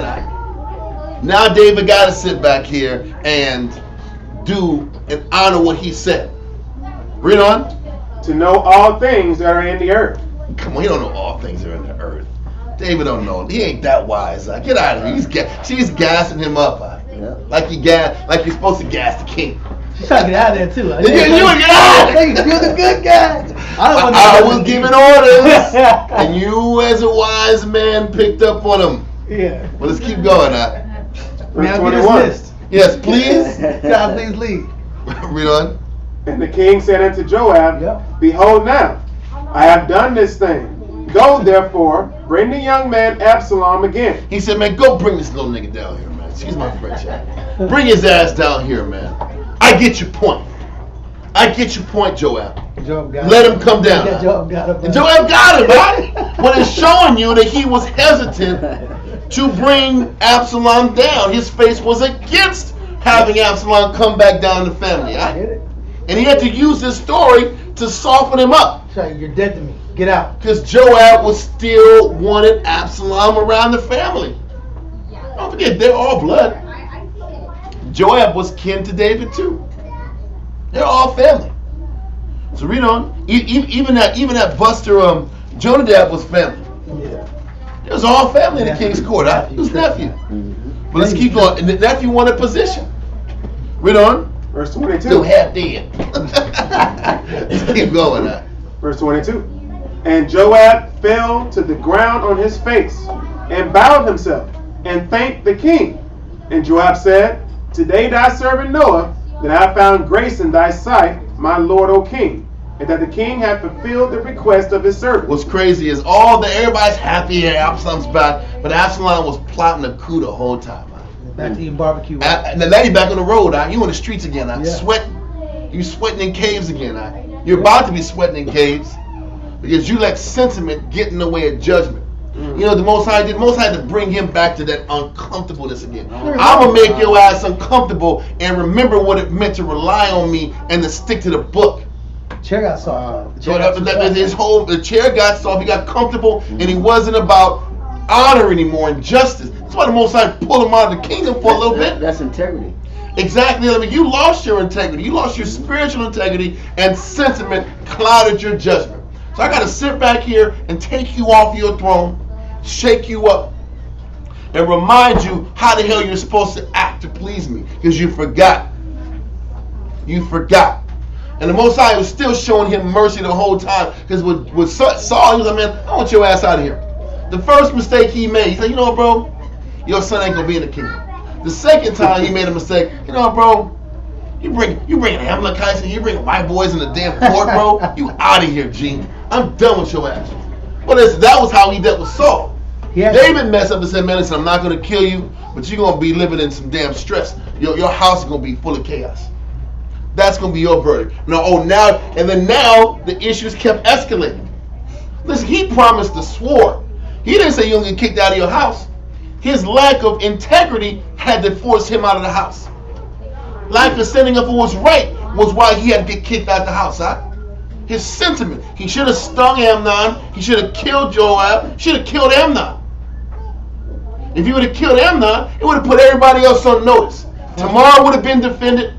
Yep. And Absalom would be like, I better be on the up and up, because this dude's murking kids. That's what I'm saying. This dude's murking kids. I gotta be right. Yeah, it was CMB. We all we got. That's what I'm saying. That's my point. So all I'm saying is, because he didn't do those things, is why he had to get ousted from his position for a period of time. You understand? Okay, let's keep going. Verse 23. So Joab arose and went to Geshur and brought Absalom to Jerusalem. And the king said, let him turn to his own house. He going to his crib. I don't want to see this dude. Let him go straight from Geshur to his crib. Read on. And let him not see my face. That means he still didn't want to deal with him. His face was still towards Absalom. I don't want to deal with this guy. I don't trust him. David understood he didn't trust him. Read on. So there was beef there, is the point. There was beef. There was resentment. Read on. So Absalom returned to his own house and saw not the king's face. But in all Israel there was none to be so much praised as Absalom for his beauty. There you go. That's another one of those demons. He was looking good. He was handsome. He was he could communicate. I wasn't going to say. I was going to say a very derogatory statement. I'm not going to say. But what they say though is they say that's called the halo effect. Halo effect is a human bias where someone looks good, we believe everything they're saying is correct. Yeah, that's a human bias. It's the same thing with Saul. Why'd they pick Saul? He was the biggest, strongest guy out here. Mm-hmm. He's the tallest guy in Israel. He's the king. Absalom's handsome. He obviously was well spoken. He carried himself in a way where he looked polished. He was put together. You can tell by his composure, his outward composure. This guy's king. Boy, good. Yeah, he should be prince. This guy, should be prince. This is the next guy into it. Because really, he was the third son. He wasn't the second. He was the third. That's why he had the whole. This is why his presentation had to be tight. The whole package. He had the whole package, and that's he was gunning for the number one spot. He had the look. Everybody liked him. He came back. He goes, you know what? I know there's differences between. There's differences between David and Absalom, but they're gonna work that out, man. Absalom, that dude's the next man up. He's next up. Look at him. He's sharp. You know he killed Amnon. You know what happened? Amnon took Tamar. So he was doing what was right. Yep. You know, they at the dinner table talking about how Absalom was on point. He said he was just defending to honor his sister. That's cool. I'll ride with him. Absalom 2025. Yeah. They were slacking. Absalom 2024. It's gonna happen. Anyway, I'm being stupid. They were slick. Yeah, you know, I like what you said about the halo effect. Good. In James chapter 2, it says when you have that type of ideal towards somebody, in James chapter 2 verse 7. Now let me get verse 4. Verse 4. Start at verse 3. James chapter 2, verse 3. And ye have respect to him that weareth the gay clothing. Talking about the real flashy, flamboyant clothing, your extravagant apparel. He says you have respect to him that wear flamboyant apparel. Go ahead. And say unto him, sit thou here in a good place. So when we look at a person and make judgment and say, well, that person's okay with me because of how they look on the outside. Go ahead. And say to the poor, stand thou here. But because the poor don't look like the guy that has the extravagant attire, you are over here. You're different. You don't have that attire. So my treatment towards you is all based upon the shallow external of what I see on the outside. Read on. Or sit here under my footstool. Or sit here under what? Under my footstool. Or sit here under my footstool, meaning you're lower than me. You're beneath me. You're beneath me because you don't have the look. You don't have the look. You don't have the apparel. You don't have the external. You don't have the physique. You don't have that package. Read on. Verse 4. Are ye not then partial in yourselves? He says, are ye not then what? Partial in yourselves. He says, and he's going to explain what does that mean when you're partial. You're biased. He said, are you not then biased within yourselves? And if a person is biased, read on. And are become judges of evil thoughts. It says you are a judge of what? Evil thoughts. You are a judge of evil thoughts. So that halo effect is only affects a person that's a judge of evil thoughts. That means that I'm biased in my opinion. I only make fair judgment based upon what I see on the outside of a person, not on the inside of a person. And that's a corrupt thought process. Is to judge between people on the external. That's not a true source of judgment when it comes to actually picking a person for their virtues. You said Absalom had pretty privilege? That's really hilarious. Yeah. It was a sister said back here brought that answer. That's really hilarious. That's hilarious. Yeah. But listen, that's people are that way. All your explanation for perfect. They get in free. Man. They don't pay nothing. They get in free. That's hilarious. They get in the club free. They don't pay nothing. That's funny. Okay. Hey, but you awesome. gotta get in the back. Yeah. Oh my goodness. That's what it is, man. So people liked him because of his looks, his beauty. Read on in verse 25. 2 Samuel 14:25. But in all Israel there was none to be so much praised as Absalom for his beauty. Man, he was the prettiest cat in the city. He had that good heart. Oh, he gonna tell you how to go have. Yeah. Read on. From the sole of his foot. See, you can't say that for sure. I was gonna say that. I was gonna talk about yellow, but I couldn't prove it, and that's why I didn't throw it out there. It didn't say that Absalom was yellow. Oh my goodness, light bright. That's so hilarious. That's that Woody Lynch, right? Oh my. Dark and handsome. That's why I said I wasn't gonna throw the color out. I don't like them house niggers. I don't like them house niggers.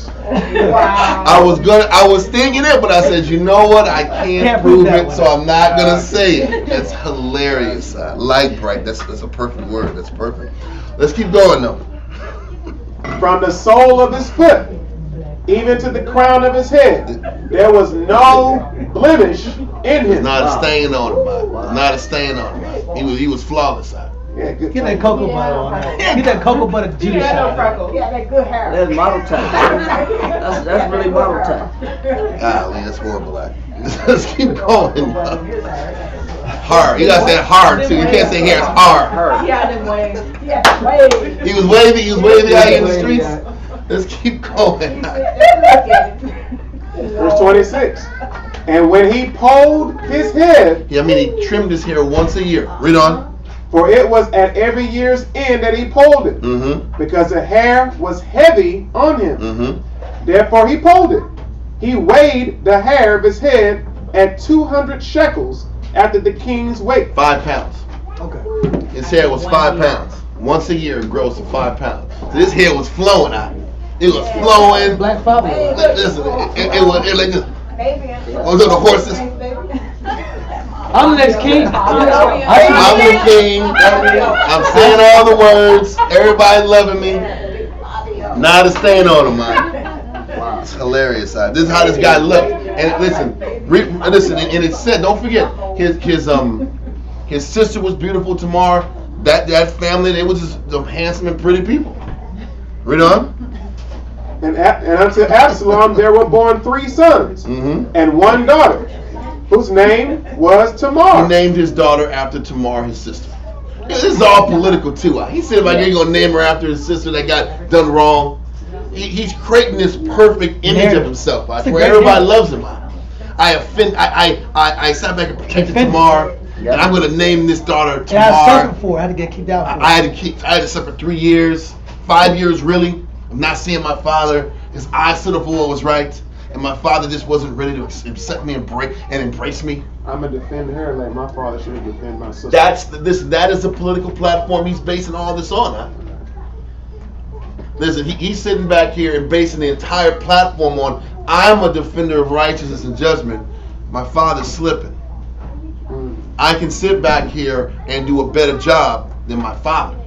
This is the whole angle. You're going to see that next chapter. We're not going to have time today, but the whole chapter of next chapter is, what he did is, he would get up early in the morning and go to the gates of the city and listen to all the people's problems. You know what? And say, you know what? If he says, David, the king, hasn't anointed anybody to take this job and do this job, but if I was your king, or if I was elected to look after y'all, I'd do judgment right. This is a political coup. He's playing. Listen, he's sitting back here, and he's putting.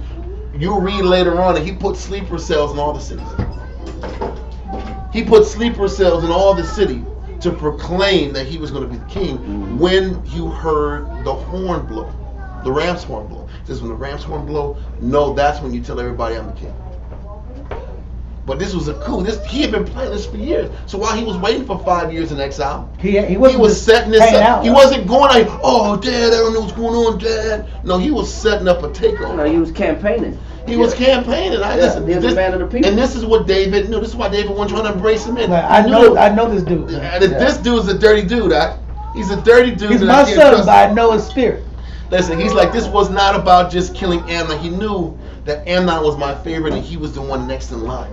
So you use that as leverage. You use this situation with Amnon and Tamar as leverage to get you in the next position. You can tell when the guys their children or kids who was the most industrious one, who wants it, who's got the talent, who sits back here and is the most composed and knows how to communicate, knows how to get his way. You can start seeing that earlier.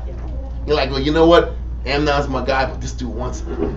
He wants it. He got it too. So but the number one gets it. And you start seeing this guy do conniving things. You can see all the things as kids. David knew what was in Absalom's heart. Anyway, this is what's happening. This is where the stage is going in. But Absalom's playing. He's one of the people. He's high-fiving. He's smiling. And our only defense is that we're true to the Most High. We're present in the moment. We take attendance. We attend to the Lord. Like our last class we talked about. I believe we had talked about attendance, being attentive to the Father. Yeah. And the consistency in being attentive to the Father will ensure that negative doesn't come in the future from bad choices and affect us down the line. And so here we are. Read Whose name was Tamar? Read verse 27 again. Yes, sir. And unto Absalom there were born 3 sons and 1 daughter, whose name was Tamar. She was a woman of a fair countenance. So Absalom dwelt 2 full years in Jerusalem and saw not the king's face. So once again, 5 years. David didn't see Absalom for 5 years, bro. He wasn't trying to see him. He was trying to keep Absalom at bay. And he said, as long as I isolate this guy and iced him out, he'll just sit. Everybody will know that Absalom's on David's shit list, so to speak. Read on. Verse 29. Therefore Absalom sent for Joab to have sent him to the king, but he would not come to him. So listen, Absalom is sending messengers to Joab saying, hey man, can I get a meeting with the king? He said it sent it once or twice.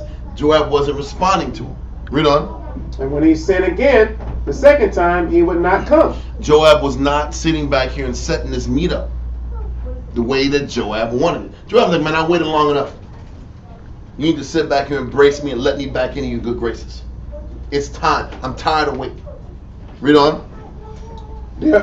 Therefore he said unto his servants, see, Joab's field is near mine. So listen, they had communicated with each other. He said, man, Joab's field is down the street. Look at it, you see it? That's his field. Read on. And he hath barley there. Go and set it on fire. That's a dirtbag move, man. I'm gonna get your attention one way or the other. Because when I set your shit on fire, you gonna come knocking on my door and say, how can you turn my shit on fire? Yeah. You're like, well, because you ain't answering my questions. That means I'm gonna do anything to get attention. But I'm gonna do what I want to do to get what I want, to get my way. This guy was about getting his way. Any means necessary. Read on. And Absalom's servants set the field on fire. Crazy. I'm gonna get this guy's attention. Read on. He was kind of doing the same thing with Joab as his brother did with his sister. Well, he just sat back here and did whatever he could to get what he wanted. I guess you're right. It was about that impetuous, I want it now. I've waited long enough. I'm the prince. Yeah, it's spoiled rotten. Read on. None of them had David's attributes. David was about waiting patiently until the Most High opened the door for him. Absalom was about getting what he wanted when he wanted it, just like Amnon. They were spoiled kids. Read on. Then Joab arose and came to Absalom unto his house, and said unto him, Wherefore hath thy servant set my field on fire? Why you sit back here and set my stuff on fire? What are you doing? You crazy? Read on. And Absalom answered Joab, Behold, I sent unto thee. First of all, there was a comfort level between these two. Yeah. Joab was the captain of the whole. He was a natural killer. Yeah.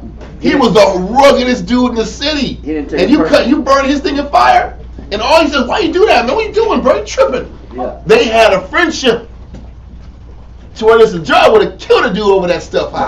This dude's a killer. So they obviously had a relationship. Right. For Joab to say, man, what are you doing, man? What are you tripping? Read on. Behold, I sent unto thee, saying, Come hither, that I may send thee to the king, to say, Wherefore am I come from Geshur? He said, why in the hell did I come from Geshur at the king's house if I'm going to come here and I can't even have a meeting with the king? So obviously, Joab was telling Absalom, listen, man, come down, man, lay low, be cool, and I'm gonna set y'all up. You're gonna talk back. I'm gonna fix it. I've been already fixing it. I already had this thing set up. I'm gonna get you in, man. Just be cool. Yeah. Just be cool. And now he's like, man, I've been waiting 2 damn years, man. I want to see him. I'm gonna see him because you know why he wants to see him? He needs to get the authorization, the blessing, so he can go to the next move, next phase. I gotta get the blessing so I can go here and do what I really want to get done. Hey, you ever see the movie Blow? Remember when the movie Blow, the dude kept saying, what's your connection? Who's your connect in the West Coast? Who's your connect in the West Coast? You don't give a crap about me. All you care about is yourself. Who's your connect?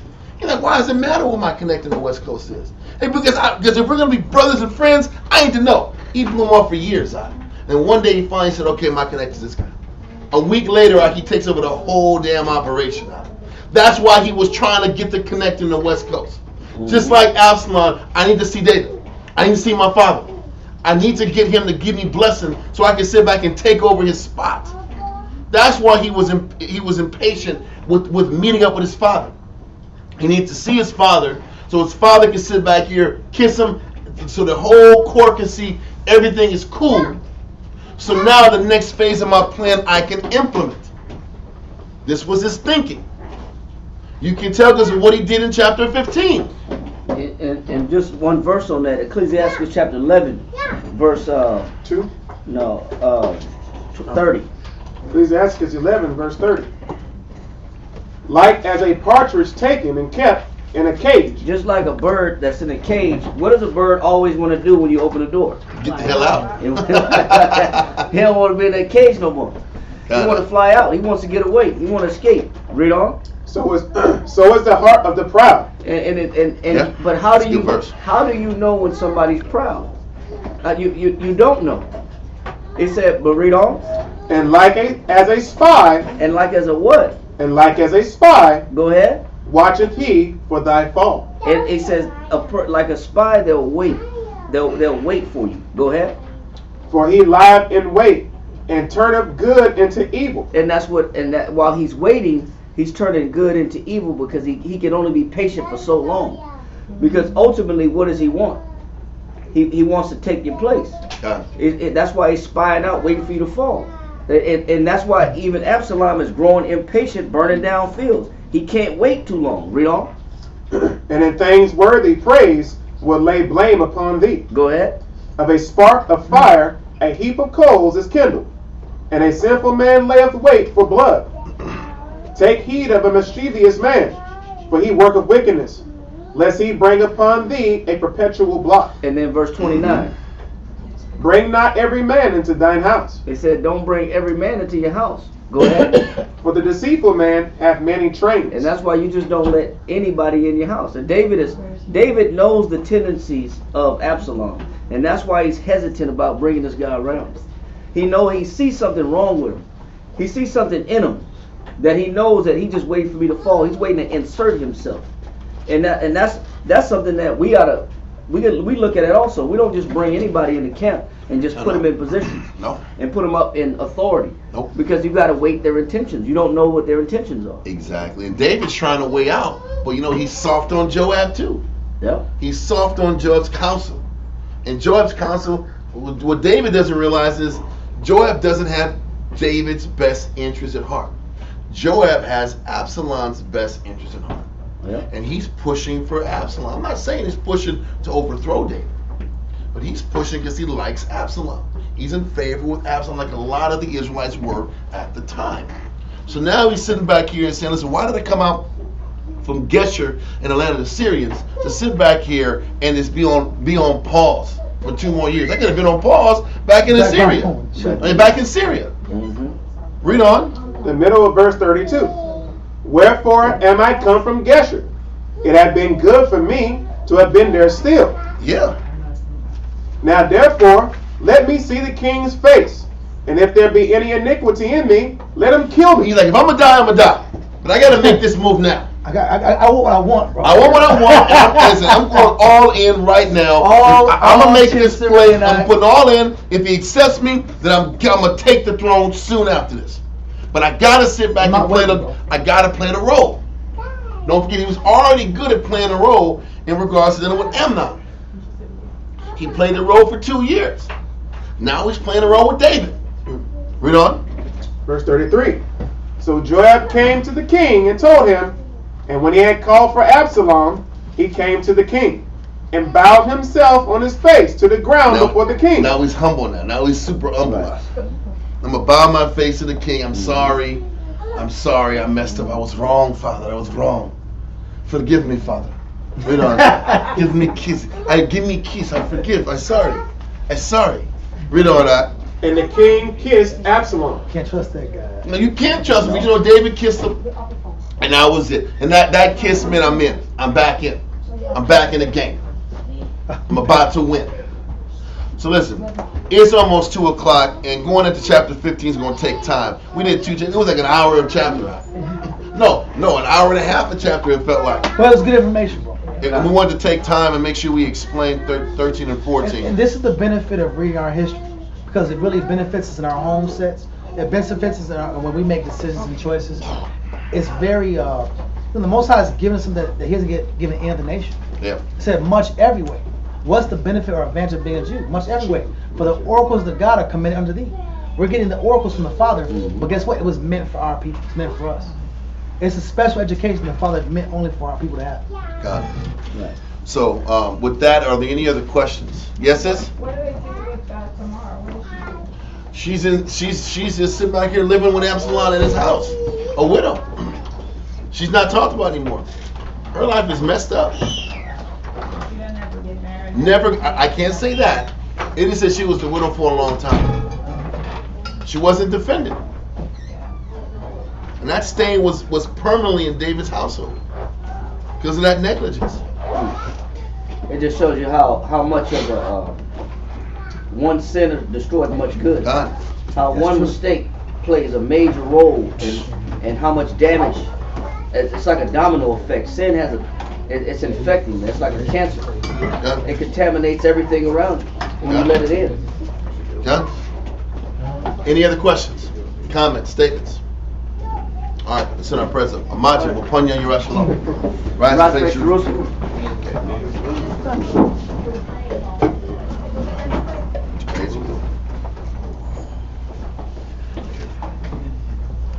Yahweh, in the name of Yahweh, please listen to us right now. Send my God and the righteous angels to watch over, bless, heal, protect, and make strong the people of Yasharallah.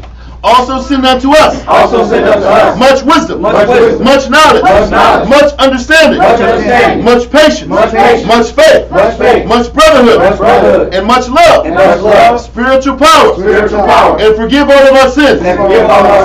Yahweh shall come quickly, for in thee is our hope, always and forever. Amen.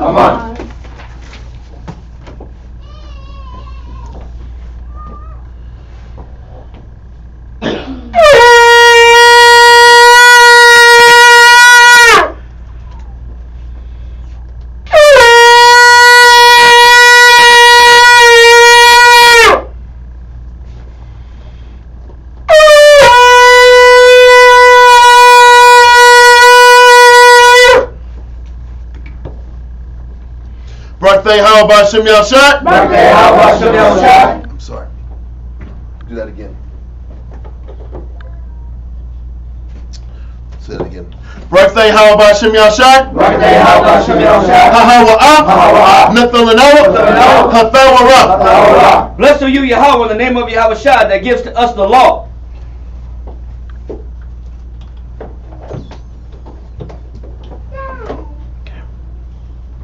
Birthday, how about Shem Yashai? Birthday, how about Shem Yashai? Blessed are you, Yahweh, in the name of Yahweh Shai, that gives to us light to see. Number 3. Birthday, how about Shem Yashai? Birthday, how about Shem Yashai?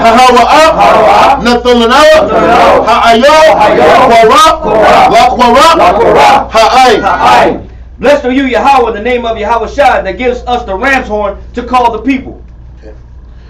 Birthday, how about Shem Yashai? Birthday, how about Shem Shaman, Zayat, Lamashach, Yasharallah. Blessed are you, Yahweh, in the name of Yahweh Shai, that gives to us the olive oil to anoint Israel. Okay. Psalms 92.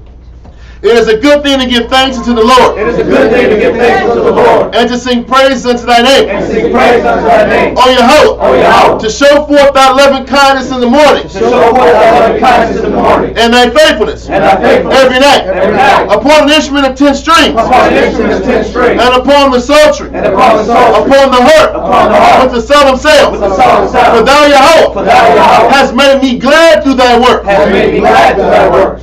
I will triumph in the works. I will triumph in the works of thy hands. Of thy hands. O Yahweh. O Yahweh. How great are thy works. How great are thy works. And thy thoughts are very deep. And thy thoughts are very deep. A brutish man knoweth not. A brutish man knoweth not. Neither doth the fool understand this. Neither doth the fool understand this. When the wicked spring is the grass. When the wicked spring is the grass. And all the workers of iniquity do flourish. And all the works of iniquity do flourish. It is that they shall be destroyed forever. It is that they shall be destroyed forever. But thou Yahweh. But thou Yahweh. Art most high forevermore. Art most high forevermore. For lo thine enemies. For lo thine enemies. O Yahweh. O Yahweh. For lo thy enemies shall perish. For lo thine enemies shall perish. All the workers of iniquity. All the workers of iniquity shall be scattered. Shall be scattered. But my horn shalt thou exalt. But my horn shalt thou exalt. Like the horn of a unicorn. Like the horn of a unicorn. I shall be anointed with fresh oil. I shall be anointed with fresh oil. Mine eye also shall see. Mine eye also shall see. My desire. My desire. On my enemies. On mine enemies. And my ears shall hear. And my ears shall hear. My desire. My desire. Of the wicked. Of the wicked. That rise up against me. That rise up against me. The righteous shall flourish like the palm tree. The righteous shall flourish like the palm tree. He shall grow like a cedar in Lebanon. He shall grow like a cedar in Lebanon. Those that be planted in the house of the Lord. Those that be planted in the house of the Lord. Shall flourish in the courts of our power. Shall flourish in the courts of our power. They shall still bring forth fruit in old age. They shall still bring forth fruit in old age. They shall be fat and flourish. They shall be fat and flourish. To show that the Lord is upright. To show that the Lord is upright. He is my rock. He is my rock. And there is no one righteous is in him. And there is no righteousness in him. Ba'ashem Yahushua. Ba'ashem Yahushua.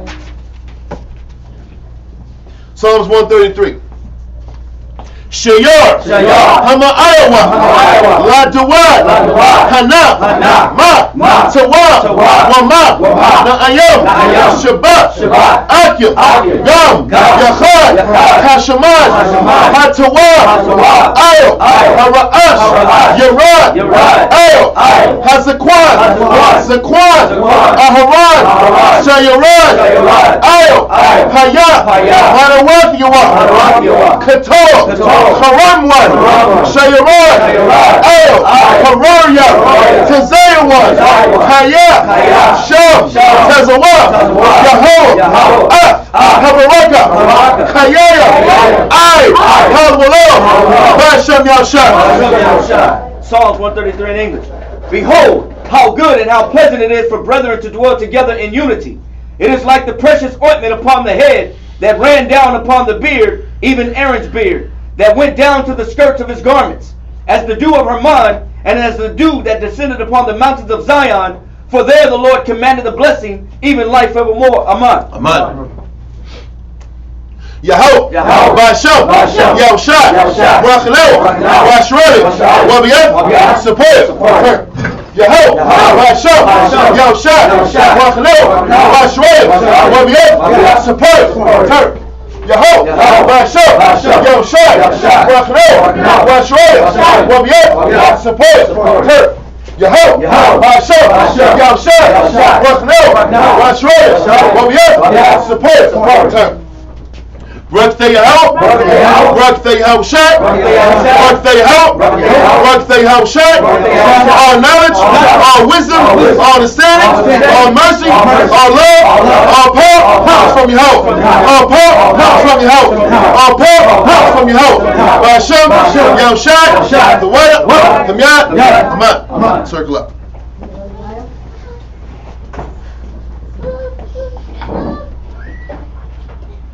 Turning out in the heavy order, Yahweh, while shine, will crush all, maybe Israel, Amajam, Rock, but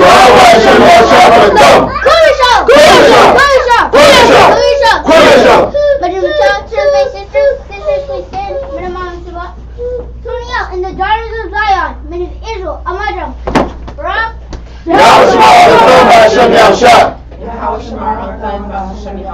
Yashmata, dismissed. Fall out. Shalom Israel, I'll see y'all on Monday. Alright? Shalom at the water.